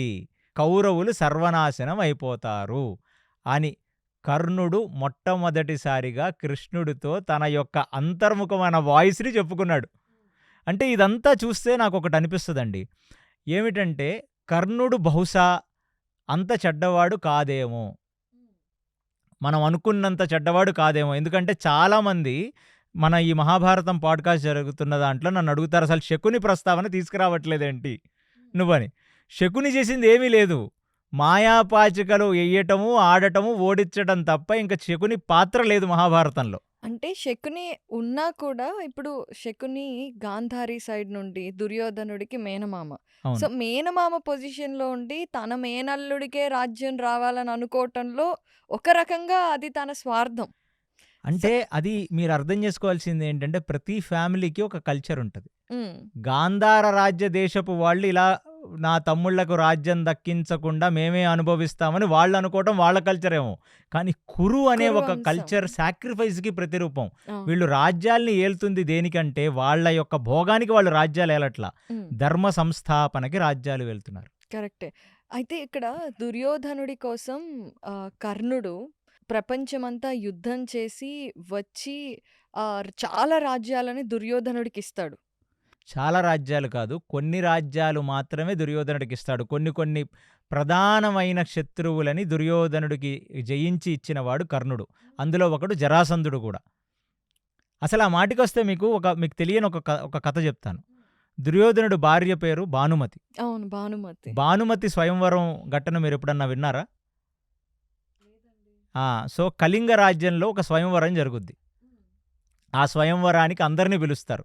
ఇది ద్రౌపది స్వయంవరానికి ముందు జరిగే స్వయంవరం క్రానలాజికల్ ఆర్డర్లో మహాభారతంలో. ఎప్పుడైతే కర్ణుడికి అంగరాజ్యాన్ని ఇచ్చి సత్కరించి రాజుని చేశాడో దాని తర్వాత కొన్ని సంవత్సరాలకు వచ్చిన స్వయంవరం ఈ భానుమతి స్వయంవరం. భానుమతి ఎవరంటే కళింగరాజు కూతురు. సో అలాంటి భానుమతి స్వయంవరానికి కర్ణుడిని పట్టుకొని వెళ్తాడు దుర్యోధనుడు.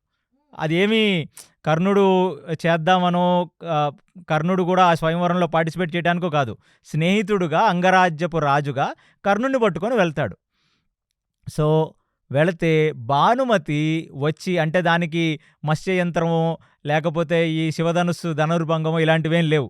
కేవలం నలదమయంతులలాగా భానుమతి ఒక హారాన్ని తీసుకొని వచ్చి ఇరుపక్కలా ఉన్న రాజులని చూసి ఆవిడికి ఎవరు నచ్చుతారో వాళ్ళని వరిస్తుంది. అది క్షత్రియ స్త్రీలకుండే రైట్. అప్పటి కాలమాన పరిస్థితుల ప్రకారం ఆడవాళ్ళకి ఎవరు ఇష్టమైన వాళ్ళని ఎంచుకునే రైట్ వాళ్ళకుంది. అది క్షత్రియ స్త్రీలకి ప్రత్యేకించి ఎక్కువ ఉంది. కాబట్టి అంటే మంచి చెడు ఇక ఆమె చేతిలో ఉందన్నమాట, ఆమె భవిష్యత్తు. కాబట్టి ఆమె నడుచుకుంటూ వెళ్ళి కర్ణుణ్ణి దాటి దుర్యోధన్ని దాటి ఇంకా ముందుకు వెళ్ళిపోతుంది. సో టెక్నికల్లీ కర్ణుడిని దుర్యోధన్ని రిజెక్ట్ చేసేసింది ఆమె. ముందుకు వెళ్ళి చూసుకుంటుంటే దుర్యోధనుడు అహం దెబ్బతింది. ఇప్పుడు నన్ను రిజెక్ట్ చేస్తావా నువ్వు? మీరు చిన్న రాజ్యం ఈ కళింగ రాజ్యం అనేది, అలాంటిది మీరు నన్ను రిజెక్ట్ చేస్తావా అని చెప్పి ఆ సభలో అందరి ముందు వెళ్ళి భానుమతి చెయ్యి పట్టుకొని లాగి తీసుకొని వచ్చి తన రథంలో వేసుకొని పారిపోతాడు అక్కడి నుంచి దుర్యోధనుడు. సో అక్కడి నుంచి అపహరణ అనమాట. ఆయన పెళ్ళి ఎలా జరిగిందంటే భానుమతిని అపహరించాడు. అపహరించి ఆ రథంలో ఎక్కించుకొని వెళ్ళిపోతున్నప్పుడు కర్ణ నువ్వు చూసుకో అంటాడు. ఎలా అయితే ద్రౌపది స్వయంవరంలో వచ్చిన శల్యుడు, జరాసంధుడు, శిశుపాలుడు అందరూ వస్తారు పాపం పెళ్ళిళ్ళు చేసుకుందామని.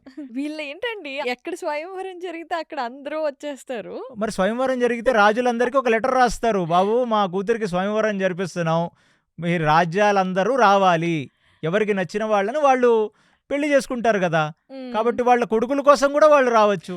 ఓకే, కొడుకుల కోసం కూడా రావచ్చు. స్వయంవరంలో గెలిచింది అర్జునుడే, కానీ పెళ్లి ధర్మరాజు చేసుకోమన్నాడు ద్రుపదుడు.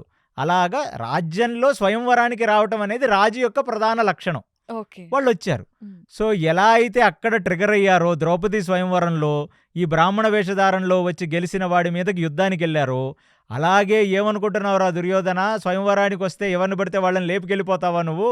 లేపుకెళ్ళిపోవడం కూడా కాదు, ఆ అమ్మాయికి ఇష్టం లేకుండా నువ్వు తీసుకెళ్తున్నావు. కరెక్ట్. అంటే ఇక్కడ మగవాళ్ళు లేరనుకున్నావా, క్షత్రియులు లేరనుకున్నావా అని చెప్పి వాళ్ళు యుద్ధానికి వస్తే అందరినీ కలిపి కర్ణుడే ఓడిస్తాడు. హ్మ్. సో కర్ణుడు ఓడించి ఆ భానుమతిని లేపుకొని దుర్యోధనుడు వెళ్ళిపోయి హస్తినకి వెళ్తాడు.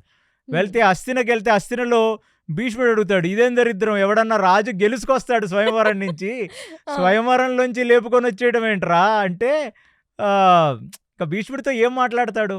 సో దుర్యోధనుడు మనస్తత్వం అలాంటిది, వాడికి అంత వాడు దేన్ని చూసి ఓర్వలేడు. అందరికంటే అందం అక్కడ కనపడింది అంటే అది వాడి చేదెక్కించుకోవాలంతే. ఈ ఘటనలో కూడా వాడిని రక్షించిన వాడు కర్ణుడు. కర్ణుడే. ఆ కర్ణుడు అప్పుడు అందరూ రాజుల్ని ఓడించాడని ఉంది. హ్మ్. అంతే తప్ప కర్ణుడు అన్ని చోట్లకు తిరిగి రాజ్యాల్ని ఓడించి తీసుకొచ్చాడని లేదు. సో అలాగ జరాసంధుడిని ఓడిస్తే హ్మ్. అప్పుడు జరాసంధుడు కర్ణుడికి ఒక పెద్ద సిటీని తనకు బహుకరిస్తాడు. ఇది వ్యాసభారతంలో వస్తుంది. సో కర్ణుడు పరాక్రమవంతుడు కాదా అంటే ఖచ్చితంగా అప్పుడు ఉన్న రాజులలో ఈ అసుర రాజులందరిలో కూడా కర్ణుడు పరాక్రమవంతుడే. కానీ అతను జీవితకాలం దుర్యోధనుడిచ్చిన అంగరాజ్యం అంటే తన అర్హత లేని ఒక రాజ్యానికి అతన్ని రాజుగా చేశాడు కాబట్టి అలా అలా అక్కడ కృతజ్ఞత భావంతో స్ట్రక్ అయిపోయాడు. పోనీ కృతజ్ఞత ఎవరికి ఉండాలి? మంచి వాళ్ళ పక్కన కృతజ్ఞత ఉండాలి. ఇప్పుడు విదురుడు ఉన్నాడు, హస్తినకి అతను ప్రైమ్ మినిస్టర్, కానీ ఎన్నడూ కూడా ధృతరాష్ట్రుడిని పొగడలేదు, ధృతరాష్ట్రుడి పిల్లల్ని పొగడలేదు. అంటే వాళ్ళు ఇక్కడ కూడా మీరు అర్థం చేసుకోవాల్సింది ఏంటంటే, మనం చాలా కంపెనీస్లో బాస్ చూస్తాం, ఆ బాస్ వెనకాల ఇద్దరు ముగ్గురు చేలాలు ఉంటారు. బాస్ ఏది చెప్తే వా వా వా వా అని వాడికి ఒత్తాసు వెలిగే వాళ్ళు ఉంటారు కదా, అది కర్ణుడు రియల్ క్యారెక్టర్. కానీ ఇక్కడ ప్రాబ్లం ఏంటంటే అటువంటి ఒక కర్ణుడు వల్ల యుద్ధం వస్తుందనే బాధ భీష్ముడు జీర్ణించుకోలేకపోయాడు. అందుకనే మాటికి కర్ణుడు చెప్పాడు, నువ్వు పనికి మాలిన వాడివి, నువ్వు ఎప్పుడు యుద్ధం చేసి గెలిస్తే చూసిందే లేదు మేము, పోనీ అందులో నిజం ఉందా అంటే. అవును. అసలు కురుక్షేత్రం స్టార్ట్ అవ్వక ముందు భీష్ముడి మధ్య కర్ణుడి మధ్య సంవాదం కూడా కురుక్షేత్రం స్టార్టింగ్లో కాదు ఆ సంవాదం జరిగింది. ఎప్పుడైతే ఈ ఉద్యోగ పర్వంలోనే కర్ణుడుకి భీష్ముడికి మధ్యన నువ్వు ఉత్తర గోగ్రాణంలో చేసింది ఏమీ లేదు, నీ ఇద్దరు తమ్ముళ్ళు చచ్చిపోతేనే నువ్వు పెదవి విప్పి నువ్వు మాట్లాడలేక దుర్యోధనుడిని కాపాడలేకపోయావు, నువ్వు ఒక రాజువా, నువ్వు మళ్ళీ మాట్లాడటమా ఈ సభలో అంటే, అది అప్పుడే చెప్తాడు, నువ్వు చచ్చిపోయేంత వరకు నేను రాను మళ్ళీ అని. మళ్ళీ తర్వాత ఎవరి వైపు ఎలాంటి బలగాలున్నాయో చెప్తూ భీష్ముడు అర్ధరథి అంటాడు. అంటే మహారథులు, రథులు వీళ్ళందరి గురించి వర్ణిస్తూ ఆ కర్ణుడు ఎవరు అంటే కర్ణుడు అర్ధరథి, ఏదో ఒక లాస్ట్ బెటాలియన్లో ఒక ట్రూప్ చూసుకునే వ్యక్తి తప్ప వీడిని నమ్ముకొని యుద్ధం చేయలేమని చెప్తాడు భీష్ముడు. సో ఇక్కడ ఏంటంటే ఈ కృష్ణ కర్ణ సంవాదం ఎప్పుడైతే కర్ణుడు అటువంటి ధర్మరాజుని పొగిడాడో, అటువంటి పాండవులను పొగిడాడో, సో ఇక కృష్ణుడికి అర్థమైపోతుంది ఏంటంటే ఇప్పటికీ కర్ణుడు ఆత్మవంచనే చేసుకుంటున్నాడు. ఎందుకంటే ఒకటి గ్రహాల మీదకు తోసేశాడు, నా వల్ల కాదు యుద్ధం రాంది, గ్రహకూటం ఇవన్నీ చెప్తున్నాయి కాబట్టి నేను కేవలం సమిధనవుతానంతే. రెండోది ఆ యజ్ఞంలో కూడా వాడొక సమిధ అయిపోతాను, నేను ఈ యజ్ఞంలో వీళ్ళే గెలుస్తారు, ఈ కురుక్షేత్రం అనే యజ్ఞంలో నాకు సంబంధం లేదు. కానీ కృష్ణుడి యొక్క ప్రయత్నం, ఇక్కడ కృష్ణుడి యొక్క ఔన్నత్యం చూడండి, చివరాఖరికి ఒక అవకాశం కర్ణుడికి కూడా ఇవ్వాలి. ఎందుకంటే ధృతరాష్ట్రుడికి ఇచ్చాడు, గాంధారికి ఇచ్చాడు, దుర్యోధనుడికి ఇచ్చాడు, కర్ణుడికి కూడా ఒక్క అవకాశం ఇస్తే ఇప్పుడు కర్ణుడు అతను తీసుకున్న డెసిషన్ మీద ఈ 18 అక్షోహిణీల సైన్యం యొక్క జీవితం ఆధారపడి ఉంది, ఈ యుద్ధం యొక్క జీవితం ఆధారపడి ఉంది. కానీ కర్ణుడు ఇలా మాట్లాడేసరికి ఇంకా కృష్ణుడు ఏమీ మాట్లాడలేదు. అలా ఉంటే కృష్ణుడికి నమస్కరించి చెప్పింది ఏంటంటే, నేను ఒక్కడిని, అంటే ఇది ఆంధ్ర మహాభారతంలో ఉంది, నేను ఒక్కడిని ఇటువైపు వచ్చినా పెద్దగా పోయేదేమీ ఉండదు, దుర్యోధనుడు కేవలం నన్ను చూసుకొని మాత్రమే యుద్ధానికి రెడీ అవ్వట్లేదు కృష్ణ, కాబట్టి ఇది మీరు అనుకున్నంత సింపుల్ కాదు, నేను ఒక్కడనే కాదు దుర్యోధనుడిని పాడు చేస్తున్నవాడిని, అటువైపు ఇంకా శకుని దుశ్శాసనులు కూడా ఉండాలి, కాబట్టి నేను ఒక్కడనే ఇటువైపు వచ్చేస్తే యుద్ధం ఆగిపోదు కృష్ణ. కాబట్టి ఇది నేనిటు రావటం అనేది అది నేను చెయ్యలేను. ఎందుకు అంటే దానికి మల్టిపుల్ కారణాలున్నాయి.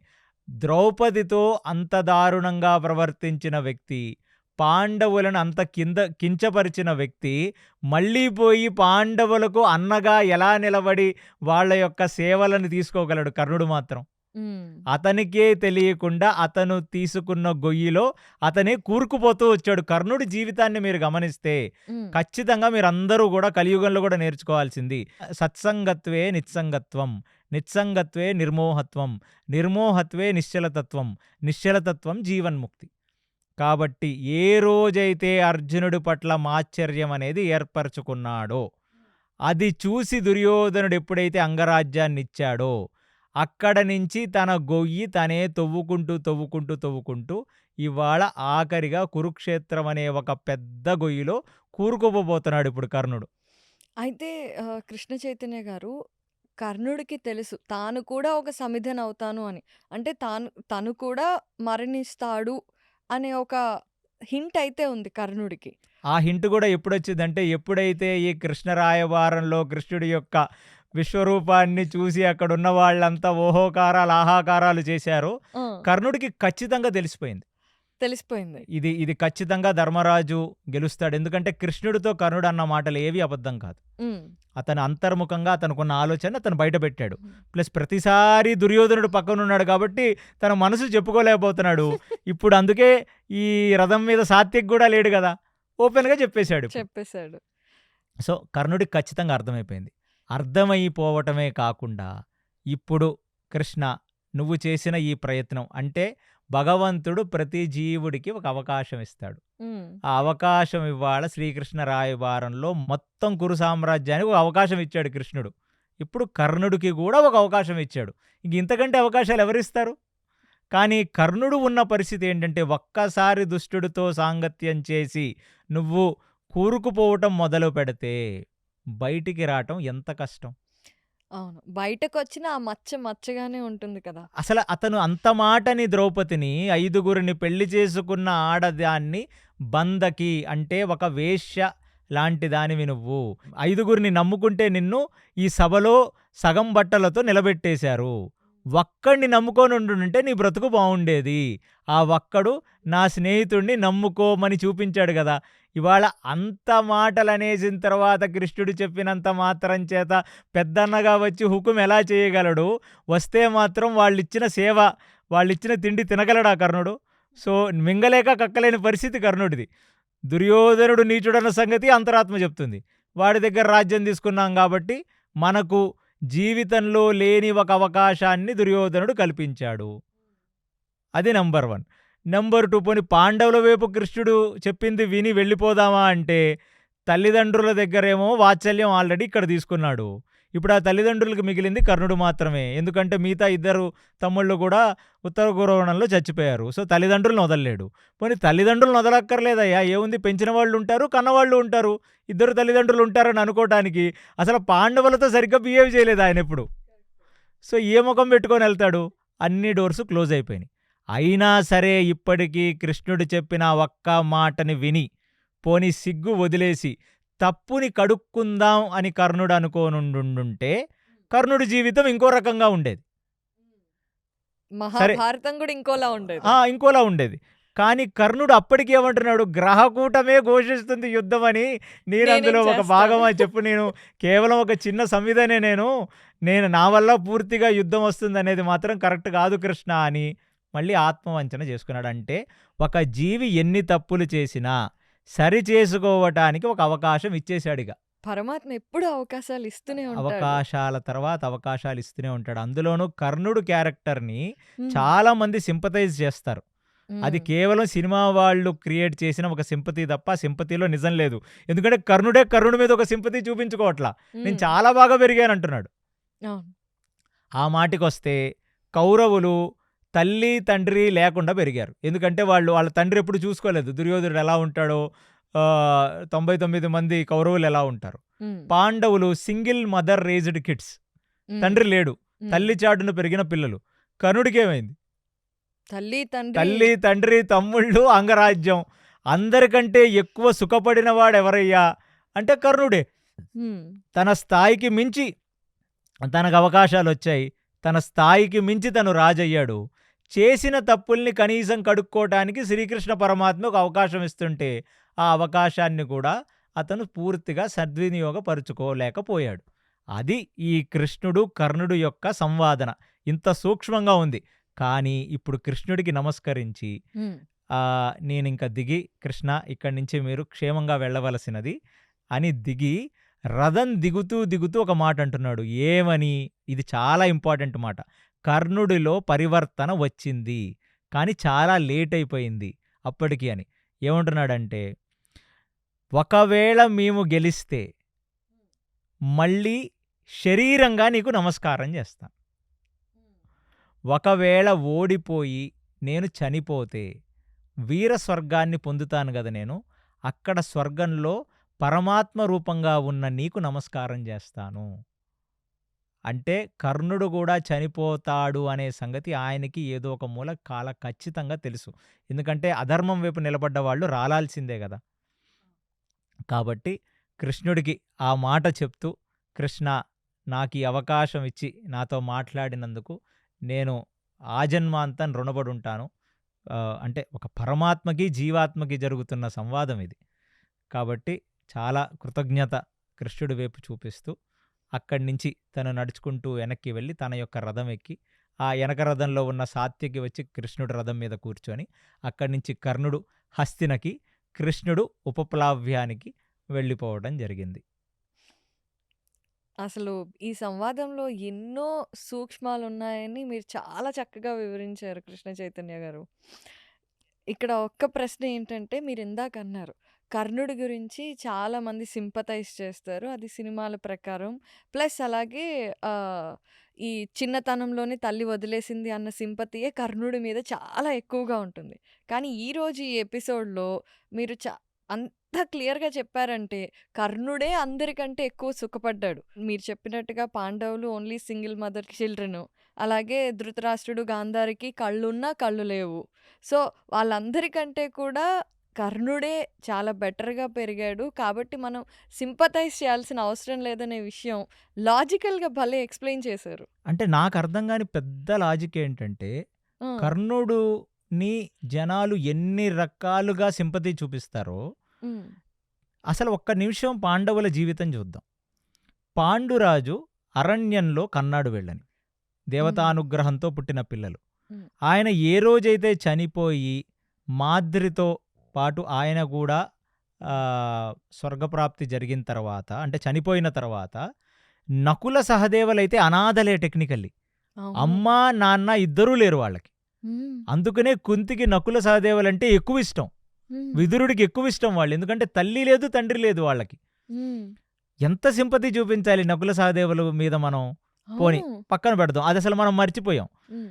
ఈ పంచపాండవులు తన యొక్క అన్న గుడ్డివాడైతే సమస్త భూమండలాన్ని తిరిగి అశ్వమేధ యాగం చేసి గెలుచుకొనొచ్చి అన్న కాళ్ళ దగ్గర పెట్టినవాడు పాండురాజు. హ్మ్. అలాంటి పాండురాజు జయించిన రాజ్యంలో కనీసం ఒక చిన్న భాగమన్న ఇవ్వాలి కదా వాళ్ళకి.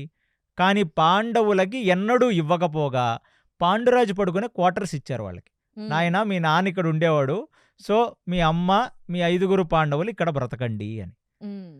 తర్వాత పాండవులు ఒక స్టేజ్ దాటిన తర్వాత అందరి ముందు పెద్దవాడైన ధర్మరాజుకి పట్టాభిషేకం చేస్తే అప్పుడు యువరాజు అయిపోయాడు. కాబట్టి ధర్మరాజు ఇంకా వీళ్ళని ఏదో ఒక రకంగా చంపేస్తే తప్ప నేను అవ్వలేను అని దుర్యోధనుడు పన్నాగం పన్ని, కర్ణుడు, దుర్యోధనుడు, దుశ్శాసనుడు, శకుని అందరూ కలిసి వాళ్ళని లక్క ఇంటికి తీసుకొని వెళ్ళి అక్కడ వాళ్ళని కాల్చివేసే ప్రయత్నం చేశారు. అటు అరణ్యాల చుట్టూ తిరిగి భిక్షాటన చేసుకుంటూ వెళ్ళి ద్రౌపదిని పెళ్లి చేసుకొని ఇల్లు లేకుండా, వాకిలు లేకుండా ఇల్లరికం బ్రతికారు. హ్మ్. తర్వాత గురువృద్ధులందరూ వాళ్ళని బతిమాలి, ఎవరిని, ధృతరాష్ట్రుడిని, దుర్యోధనుడిని, నువ్వే యువరాజువి, 2గా చీల్చి వాళ్ళకి వేరే రాజ్యం ఇద్దాం, నువ్వు వేరే రాజ్యం చేసుకోమని తీసుకొనొస్తే బ్రతికిన ఆ 10 సంవత్సరాలేమో కాలం మాత్రమే వాళ్ళ జీవితంలో సుఖం. హ్మ్. యావత్ భూమండలాన్ని ఏలుతూ ధర్మరాజు వైభవంగా బ్రతికిన ఈ ఇంద్రప్రస్థం నుంచి ఆయన బ్రతికిన బ్రతుకు ఒక్కటే సుఖపూరితమైన బ్రతుకు. అవును. దాని తర్వాత పాచికల్లో లాక్కున్నారు. 12 సంవత్సరాల అరణ్యవాసం. 1 సంవత్సరం అజ్ఞాతవాసం అయితే వాళ్ళు ఏ రాజైతే వీళ్ళ కింద సామంతుల రాజుల్లాగా బ్రతికాడో విరాట్ రాజు, వాళ్ళ రాజ్యంలో ఒకడు వంటవాడు, ఒకడు ఆవుల్ని చూసుకుంటాడు, ఒకడు గుర్రాల్ని చూసుకుంటాడు. వాళ్ళ ఆవిడైతే ఏకంగా పని మనిషిలాగా పనిచేసిందక్కడ. అసలు ద్రౌపది జీవితం అయితే మనం నరకం. చెప్పలేం అసలు. అసల ఇన్ని కష్టాలు పడి మళ్ళీ హ్మ్. ఇప్పుడు ఉండటానికి ఇల్లుందా అంటే, విడిది ఇల్లైన ఉపప్లావ్యం నుంచి ఇవన్నీ చేసుకుంటున్నారు వాళ్ళు. ఒరే హ్మ్. మాకు బ్రతకడానికి ఇల్లు లేదురా, మాకు తలదాచుకోవడానికి ఇల్లు లేదురా, వీళ్ళ ఇంట్లో వాళ్ళింట్లో ఉంటున్నాం. అప్పుడు ద్రుపదుడి ఇంట్లో ఉన్నాం సంవత్సరం. ఇప్పుడు ఉత్తరాభిమన్యులకు పెళ్లి చేసి విడిదింట్లోనే ఉంటున్నాం. విడిదిల్లు ఖాళీ చేసి వెళ్ళిపోవాలి కదా! హ్మ్. సో మేమెప్పుడురా ఖాళీ చేసేది, మాకు రాజ్యాన్ని ఇవ్వండిరా అంటే, పాండవుల మీద మీకెలా జాలి రావట్లేదో నాకర్థం కావట్లా ఈ క నిజమే. ఈ కథలో. పనికి మాలిన జాలి కర్ణుడి మీద.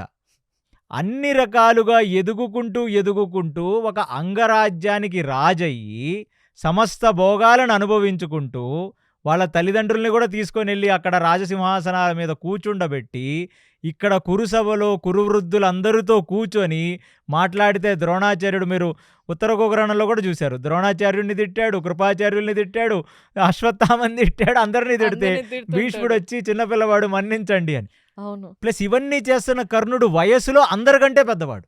హ్మ్. కానీ బుద్ధిలో మాత్రం ఎందుకు అతను అలాగున్నాడనేది మహాభారతంలో కథ మాత్రమే తెలుస్తుంది తప్ప, హ్మ్. అసలు కర్ణుడనే వాడిలో నరకాసుర అంశ ఉంది అనేది మనకి ఘోషాయాత్రలో వ్యాసుడు చెప్పేస్తున్నాడు.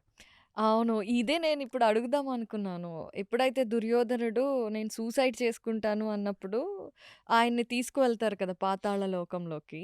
అక్కడ శుక్రాచార్యుడు మిగతా అక్కడుండే రాక్షస గణం దుర్యోధనుడికి చెప్పినప్పుడు నరకాసురుడి ఆత్మ కర్ణుడిలో ప్రవేశించింది అని చెప్తారు కదా! అవును. సో, అంటే ఆహ్, భాగవతం ప్రకారమా? క్రోనలాజికల్ ఆర్డర్‌లో నరకాసురుడి వధ అప్పటికే అయిపోయింది. నరకాసురుడు వధ ఆల్మోస్ట్ ఈ వనవాసానికి ముందే అయిపోయింది. హ్మ్.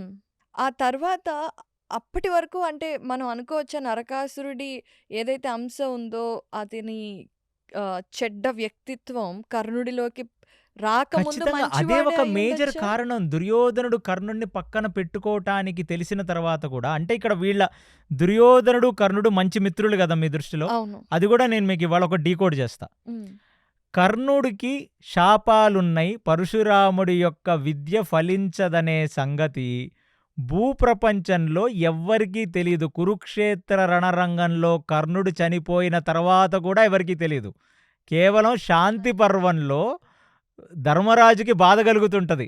అయ్యో కర్ణుడు అలాగ చచ్చిపోయాడే అంటే, అప్పుడు నారదుడు పిలిచి, ఎందుకురా లేనిపోని అడుగుతాడు. సింపతి చూపిస్తావు, అసలు నిజం ఇదని చెప్తాడు. అవును. చెప్తాడు. అంటే వీళ్ళ మిత్రత్వంలో కూడా సినిమా వాళ్ళు చూపించినట్టుగా ఒక మిత్రుడయ్యుండుంటే ఖచ్చితంగా గుండెల మీద చెయ్యేసుకొని వెళ్ళి, దుర్యోధన, నేను అర్జునుణ్ణి చంపుతాను అని నువ్వు నన్ను పక్కన పెట్టుకున్నావు, కానీ నాకు పరశురాముడితో శాపముంది.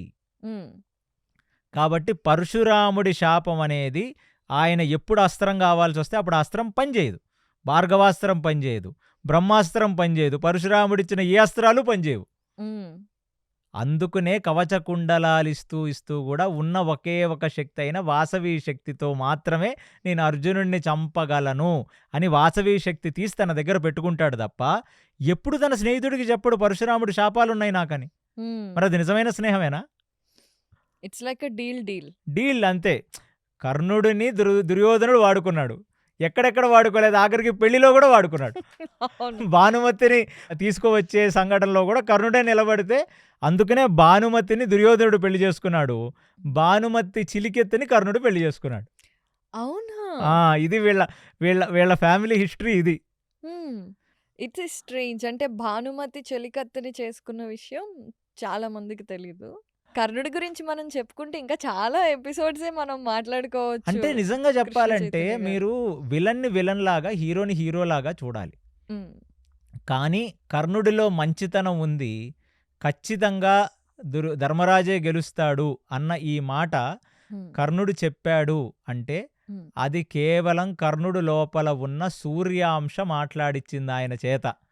ఆయనలో ఉన్న అసుర ఆవేశాలన్నీ కూడా ఇక్కడ పనికిరాలా శ్రీకృష్ణుడు ముందు నిలబడ్డాడు. ఆ, ఎలా రాక్షస గణం బలంతో బలంతో మాట్లాడగలుగుతది? మాట్లాడలేడు. అందుకనే సూర్యాంశ మాట్లాడింది ధర్మరాజే గెలుస్తాడని. ప్లస్ ఇంకొకటి, ఉమ్, నరకాసుర ఆవేశం మాత్రమే కర్ణుడిలో ఉందనేది వ్యాస భారతం చెప్తుంది. ఉమ్, కానీ అసలు ఇంకొకటి మీరు అర్థం చేసుకోవాల్సింది ఏంటంటే, పురాణాలన్నీ ఇంటర్లింక్డ్ ఇవి. ఉమ్, ఏ పురాణం, వృత్తాసురుడు అనే ఒక ఘట్టాన్ని మనం తర్వాత చేద్దాం. వృత్రాసురుడు ఇంద్రుడు చంపేస్తాడు వృత్రాసురుణ్ణి, అవును. దదీచి యొక్క వెన్నుముకలతో చంపేస్తాడు. ఉమ్, ఆ ఒక కథ మనం భాగవతం నుంచి అర్థం చేసుకుంటే మనకేం అర్థం కాదు. ఉమ్, దాన్ని మహాభారతంతో జోడించి నహుషుడు రావటం, ఇంద్ర పదవి తీసుకోవటం, సచీదేవిని కామించడం, కింద పడిపోవటం, అవును. ఆ వృత్తాంతాన్ని తీసుకొని మళ్ళీ మార్కండేయ పురాణం నుంచి అసలు వృత్తాసురుడు ఎవరు, వృత్తాసురుడు విశ్వరూప్ ఎవరు, ఆ దష్ట ప్రజాపతి ఎవరు, ఇవన్నీ లింక్ చేస్తేనే మనకి ఒక కథ పూర్తిగా తెలుస్తుంది. అది అందుకనే పురాణాలన్నీ ఇంటర్లింక్డ్. ఇక్కడ మనం మహాభారతం నుంచి అర్థం చేసుకోవాల్సింది ఏంటంటే, నేను మహాభారత తాత్పర్య నిర్ణయం అనేది మధ్వాచార్యుల వారు రాశారు. ఉమ్, మీరు ఎందుకండి ఈ మహాభారత తాత్పర్య నిర్ణయం అనే బుక్ని చాలాసార్లు కోట్ చేస్తారు మీరంటే, ఏదైనా వ్యాస భారతాన్ని ఉమ్, ఎవరో ఒక ఆచార్యులు కనీసం దాని మీద కామెంట్ చేయాలి కదా. ఉమ్, సో మహాభారతం మీద మొత్తాన్ని కామెంట్, అంటే మహాభారతంలో ఉన్న మేజర్ ఘట్టాలని కామెంట్ చేస్తూ దాని మీద పుస్తకం రాసిన ఆచార్యులు ఈ భూమి మీద పుట్టిన అన్ని ఆచార్యుల్లో త్రిమతాచార్య, శంకర, రామానుజ, మధ్వ, వల్లభ, నింబార్క, కృష్ణ చైతన్య, ఇలాగా 6 ఆచార్యుల్లో మధ్వాచార్యులు వారు మాత్రమే మహాభారత తాత్పర్య నిర్ణయం అని మూల మహాభారతాన్ని కండెన్స్ చేసి ఆయన రాసుకొచ్చారు. ఉమ్, అందుకనే వ్యాసుడిని అర్థం చేసుకోవాలంటే మనకు ఒక ఆచార్యుడి అవసరం ఉంది. అందుకనే ఆ మధ్వాచార్యుల వారి మహాభారత తాత్పర్య నిర్ణయం నుంచి కూడా నేను మాట్లాడిన చాలా విషయాలను అక్కడి నుంచి కూడా తీశాను నేను. ఉమ్, సో మరి ఇప్పుడు ఇది ఎలా అర్థం చేసుకోవాలి? అర్జునుడి మీద కర్ణుడికి విపరీతమైన కోపం ఉంది. కోపం ఉండటానికి ఇద్దరు చిన్నప్పటి నుంచి ఏమన్నా కొట్టుకున్నారా? పోనీ దుర్యోధనుడు, భీముడు లాంటి ఎలాంటి ఒక వైర్యం ఉందా? వైరం అయితే లేదు. ఏమీ లేదు కదా. సో దీన్ని అర్థం చేసుకోవడానికి మనం మళ్ళీ ఏం చేయాలంటే వెనక్కి వెళ్ళి దంభోద్భవుడి కథను అర్థం చేసుకోవాలి. శాస్త్రంలో, పురాణాల్లో బద్రికాశ్రమంలో ఉన్నదెవరు? నరనారాయణ ఋషులు, అవును. నరుడు, నారాయణుడు. ఇది నేను కంప్లీట్లీ ఒక పాడ్కాస్ట్ చేస్తాను. అసలు నరుడు, నారాయణుడు ఇద్దరు వేరుగా ఆది ఋషులుగా ఎలా ఉన్నారు, ఎందుకు పుట్టారు, ఎలాగొచ్చారని. అక్కడ దంభోద్భవుడు అనే రాక్షసుడు, మళ్ళీ ఇది మహాభారతంలో చెప్తున్నారు, దంభోద్భవుడు అనే రాక్షసుడు వచ్చి విపరీతంగా నరనారాయణులని చికాకు చేస్తే వాళ్ళు అక్కడున్న దర్బల్నే తీసుకొని వాడి మీదకి యుద్ధం చేశారు. ఉమ్, వాడిని క్షమించి వదిలేశారు. వాడేం చేశాడు దంభోద్భవుడు? వెళ్ళి మళ్ళీ ఎలా అయితే అందరూ రాక్షసులు కలిసి తపస్సు చేసుకుంటారో బ్రహ్మదేవుడిని, అలాగే బ్రహ్మదేవుడికి తపస్సు చేశాడు. తపస్సు చేసి ఏమని అడిగాడు అక్కడ? అతను అడిగిన వరం, నాకు 1000 కవచాలు కావాలి. ఉమ్, ఒక కవచాన్ని భేదించడానికి 1000 సంవత్సరాలు తపస్సు చేసిన వాడై ఉండాలి. ఉమ్, అలా ఒక కవచాన్ని భేదిస్తే వాడు చచ్చిపోవాలి. అలా నాకు మరణం కావాలని అడిగాడు దంభోద్భవుడు. అప్పుడు నరుడు తపస్సు చేసుకుంటున్నప్పుడు 1000 సంవత్సరాలు నారాయణుడు యుద్ధం చేశాడు, ఉమ్, కవచాన్ని భేదించాడు. మళ్ళీ నారాయణుడు నారాయణుడు తపస్సు తపస్సు చేస్తూ- చేసుకుంటే నరుడు యుద్ధం చేశాడు. అలా 999 కవచాలను భేదించారు. ఈ కథ నేను కూడా చదివాను. ఆఖరిది కర్ణుడి జన్మ కదా. అది మహాభారతంలో చెప్పట్లేదు మనకి. మనం దీన్ని ఎందుకు ఇలాగున్నది అది. అనే చిక్కుముడి అర్థం చేసుకోవడం కోసం ఉమ్, అక్కడ ఏమనుంది? అతను వెళ్ళి సూర్యమండలంలో సూర్యుడిని ప్రార్థించి సూర్యుడి దగ్గర దాక్కున్నాడు. ఉమ్, మరి పురాణాల్లో డెత్ అనేది ఉండాలి కదా అసురుడికి. ఆ, మరి ఇంకే పురాణంలో సూర్యుడిలో దాక్కున్న దంభోద్భవుడు ఎలా చచ్చిపోయాడో దాని కంక్లూజన్ లేదే పురాణంలో. ఉమ్, ఇప్పుడు సూర్యుడు తన దగ్గర దాచుకున్న దంభోద్భవుడిని కర్ణుడుగా భూమి మీద పుట్టించాడనేది కరెక్ట్గా లింక్ చేసుకుంటే మళ్ళీ నరనారాయణుల చేతిలో కురుక్షేత్రంలో కర్ణుడు చచ్చిపోతేనే ఇది సాల్వ్ అవుతుంది, ఈ పజిల్ అనేది. ఉమ్, దానికి మహాభారత తాత్పర్య నిర్ణయంలో మధ్వాచార్యుల వారు కర్ణుడు తన ప్రీవియస్ జన్మలో సహస్రవర్మ అంటున్నారు ఆయన. అంటే 1000 కవచాలతో పుట్టిన దంభోద్భవుడు. అంటే దంభోద్భవుడు ఎప్పుడైతే ఈ సహస్ర కవచాలను పొందాడో అతను పేరు మారి సహస్రవర్మ. సహస్రవర్మ, సహస్ర కవచుడు అని పేరు వచ్చింది ఆయనకి. ఉమ్, సో ఆయనలో ఇప్పుడు 2 అసుర శక్తులు. ఒకటి సహస్రవర్మ, రెండోకది నరకాసురుడు. నరకాసురుడు, మూడవది సూర్యాంశతో కూడా సూర్య. అతనున్నాడు. ఉమ్, అందుకనే కర్ణుడు పూర్తి చెడ్డవాడని ఈ ఘటన ఒక్కటి చూసి మనం చెప్పలేము. ఎందుకంటే ఇక్కడ అతనిలోన సూర్యాంశ కృష్ణుడికి మోకరిల్లి కృష్ణుడి దగ్గర కంప్లీట్లీ చెప్పేసింది తన హృదయాన్ని. కానీ మళ్ళీ ఎప్పుడైతే వెళ్ళి దుర్యోధనుడితో చేరతాడో తన అసుర శక్తి అలాగే పెరుగుతూ ఉంటుంది. ఇక్కడ ఇంకొకటి కూడా అంటే చాలా సింపుల్ థింగ్. బ్యాడ్ పీపుల్ తో ఉంటే బ్యాడ్ క్వాలిటీస్ అసురత్వం రైజ్ పెరుగుతుంది. అవుతాయి, గుడ్ పీపుల్ తో ఉంటే గుడ్ క్వాలిటీస్ రైజ్ అవుతాయి. Such simple example for children కదా. అందుకనే చెప్తున్నాను, మహాభారతంలో అసలు ఆ కర్ణుడిని హీరోని చేస్తే మనం చాలా ఇంజస్టిస్ చేస్తాం మహాభారతానికి. ఉమ్, ఇదే సేమ్ థింగ్. చాలామంది అనుకోవచ్చు కేవలం అసురులతో ఉంటేనే అసురత్వం పెరుగుద్దా అంటే, ఇప్పుడైనా దీపావళికి చేసే స్పెషల్ పాడ్కాస్ట్లో నేను చెప్తాను. అసలు వరాహావతారంలో వరాహుడు ఎప్పుడైతే భూదేవిని తన యొక్క కొమ్ముల మీద వెత్తుతాడో అప్పుడు భూదేవికి వరాహుడికి జరిగిన సంపర్కంతో పిల్లవాడు పుడతాడు, వాడే నరకాసురుడు. ఉమ్, మరి అలాంటి అంటే నారాయణుడికి భూదేవికి పుట్టిన నరకాసురుడు ఎందుకు అసురుడయ్యాడో తెలుసుకుంటే మీకు సత్సంగం యొక్క వాల్యూ తెలుస్తుంది. వాడు దుష్టులతో సావాసం చేసి అసురుడైపోతాడు వాడు. ఉమ్. అందుకనే మళ్ళీ తల్లి చేతిలోనే చావబడతాడు నరకాసురుడు కూడా. ఓకే. అందుకనే నరకాసురుడు ఆవేశం కర్ణుడిలోకి ఎందుకు వెళ్తుంది మళ్ళీ అంటే, ఎవడు మళ్ళీ భూమి మీద మంచి మంచి అసురులతో స్నేహం చేసి పక్కనే నిలబడతాడు అంటే కర్ణుడు కనపడ్డాడు నరకాసురుడికి. కరెక్ట్. కాబట్టి పరమాత్మకు పుట్టిన పిల్లవాడంటే శ్రీమన్నారాయణుడికి పుట్టిన పిల్లవాడే అసుర సంపర్కంలో ఉంటే నరకాసురుడు అవ్వగాలేనిది. కర్ణుడు కేవలం సూర్యాంశ అండి. అవును. కాబట్టి అందుకనే ఈ మూలం మనం అర్థం చేసుకోవాల్సింది, ఏ యుగంలో అయినా మనం ఎలాంటి సంఘంలో బ్రతికితే మనకు అలాంటి గుణాలే మన యందు అభివృద్ధి చెందుతాయి. ఉమ్. ఇలాంటి ఎన్నో అద్భుతమైన సూచనలు, సూక్ష్మాలు మహాభారతంలో చాలా ఉన్నాయి. వాటన్నిటిని మీరు చక్కగా ఒక కథ రూపంలో చెబుతూ, డీకోడ్ చేస్తూ, మేమందరం అలా అన్వయించుకోవాలి జీవితంలోకి అనేది మీ ద్వారా తెలుసుకోవటం చాలా అదృష్టంగా భావిస్తున్నాం కృష్ణ చైతన్య గారు. Let us come out of the topic. మీరు ఎప్పుడైనా కమెంట్స్ చదువుతారా మీకు వీడియోస్? అంత ఎక్కువ చూడండి. అయ్యో, మీరు చూడాలి. ఎందుకంటే మిమ్మల్ని చూడాలని, కలవాలని, మీ వీడియోస్ కోసం ఎదురు చూస్తున్నామని ఎంతో వందల మంది మెసేజెస్ పెడుతుంటారు. అంటే వాళ్ళందరూ మహాభారతాన్ని తెలుసుకొని, మహాభారతంలో ఉన్న ధర్మ సూక్ష్మాలు తెలుసుకొని అది పాటిస్తే అదే నేను చేసే ఈ ప్రయత్నానికి సక్సెస్ అండి. నిజంగా మీరు చాలా గొప్ప ప్రయత్నం చేస్తున్నారు. అండ్ అలాగే మొన్న సాగర్ అనిసింగరాజ్ గారు లిపి ఎపిక్స్ ఫౌండర్ వచ్చారు. అండ్ అలాగే ఈరోజు నన్ను ఆహ్వానించారు. So we are also very lucky to collaborate with you. And మహాభారతాన్ని కృష్ణ చైతన్య గారి మాటల్లో విని తరించిపోవటం అనేది మనందరికీ కలిగిన భాగ్యం. అలాగే మనందరం ఆయన ఇంత కష్టపడి చెబుతున్నప్పుడు ఇంకొక చిన్న ప్రయత్నంగా మనంతట మనం మహాభారతాన్ని చదివి తెలుసుకొని అప్పుడు కృష్ణ చైతన్య గారి పాడ్కాస్ట్ వింటే ఇంకా ఎక్కువ అర్థం చేసుకునే విలువ ఉంటుంది. అవునంటారా? 100%.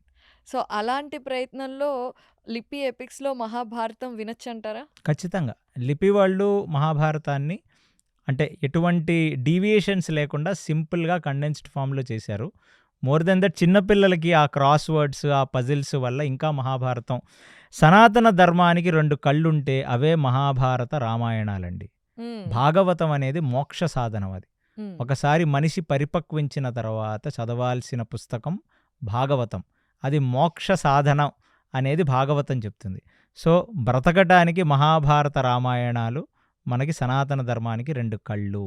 కాబట్టి సనాతన ధర్మం అని చెప్పుకుంటున్న ప్రతి మనిషి కనీసం బేసిక్ మహాభారతాన్ని చదవాలి, అర్థం చేసుకోవాలి. అలా చేస్తున్న ప్రయత్నం మీది లిపి గేమ్స్ అనేది నాకు చాలా బాగా నచ్చింది. అందులో పిల్లలలో మీరు ఆ ఇంక్విజిటివ్నెస్ నింపుతున్నారు.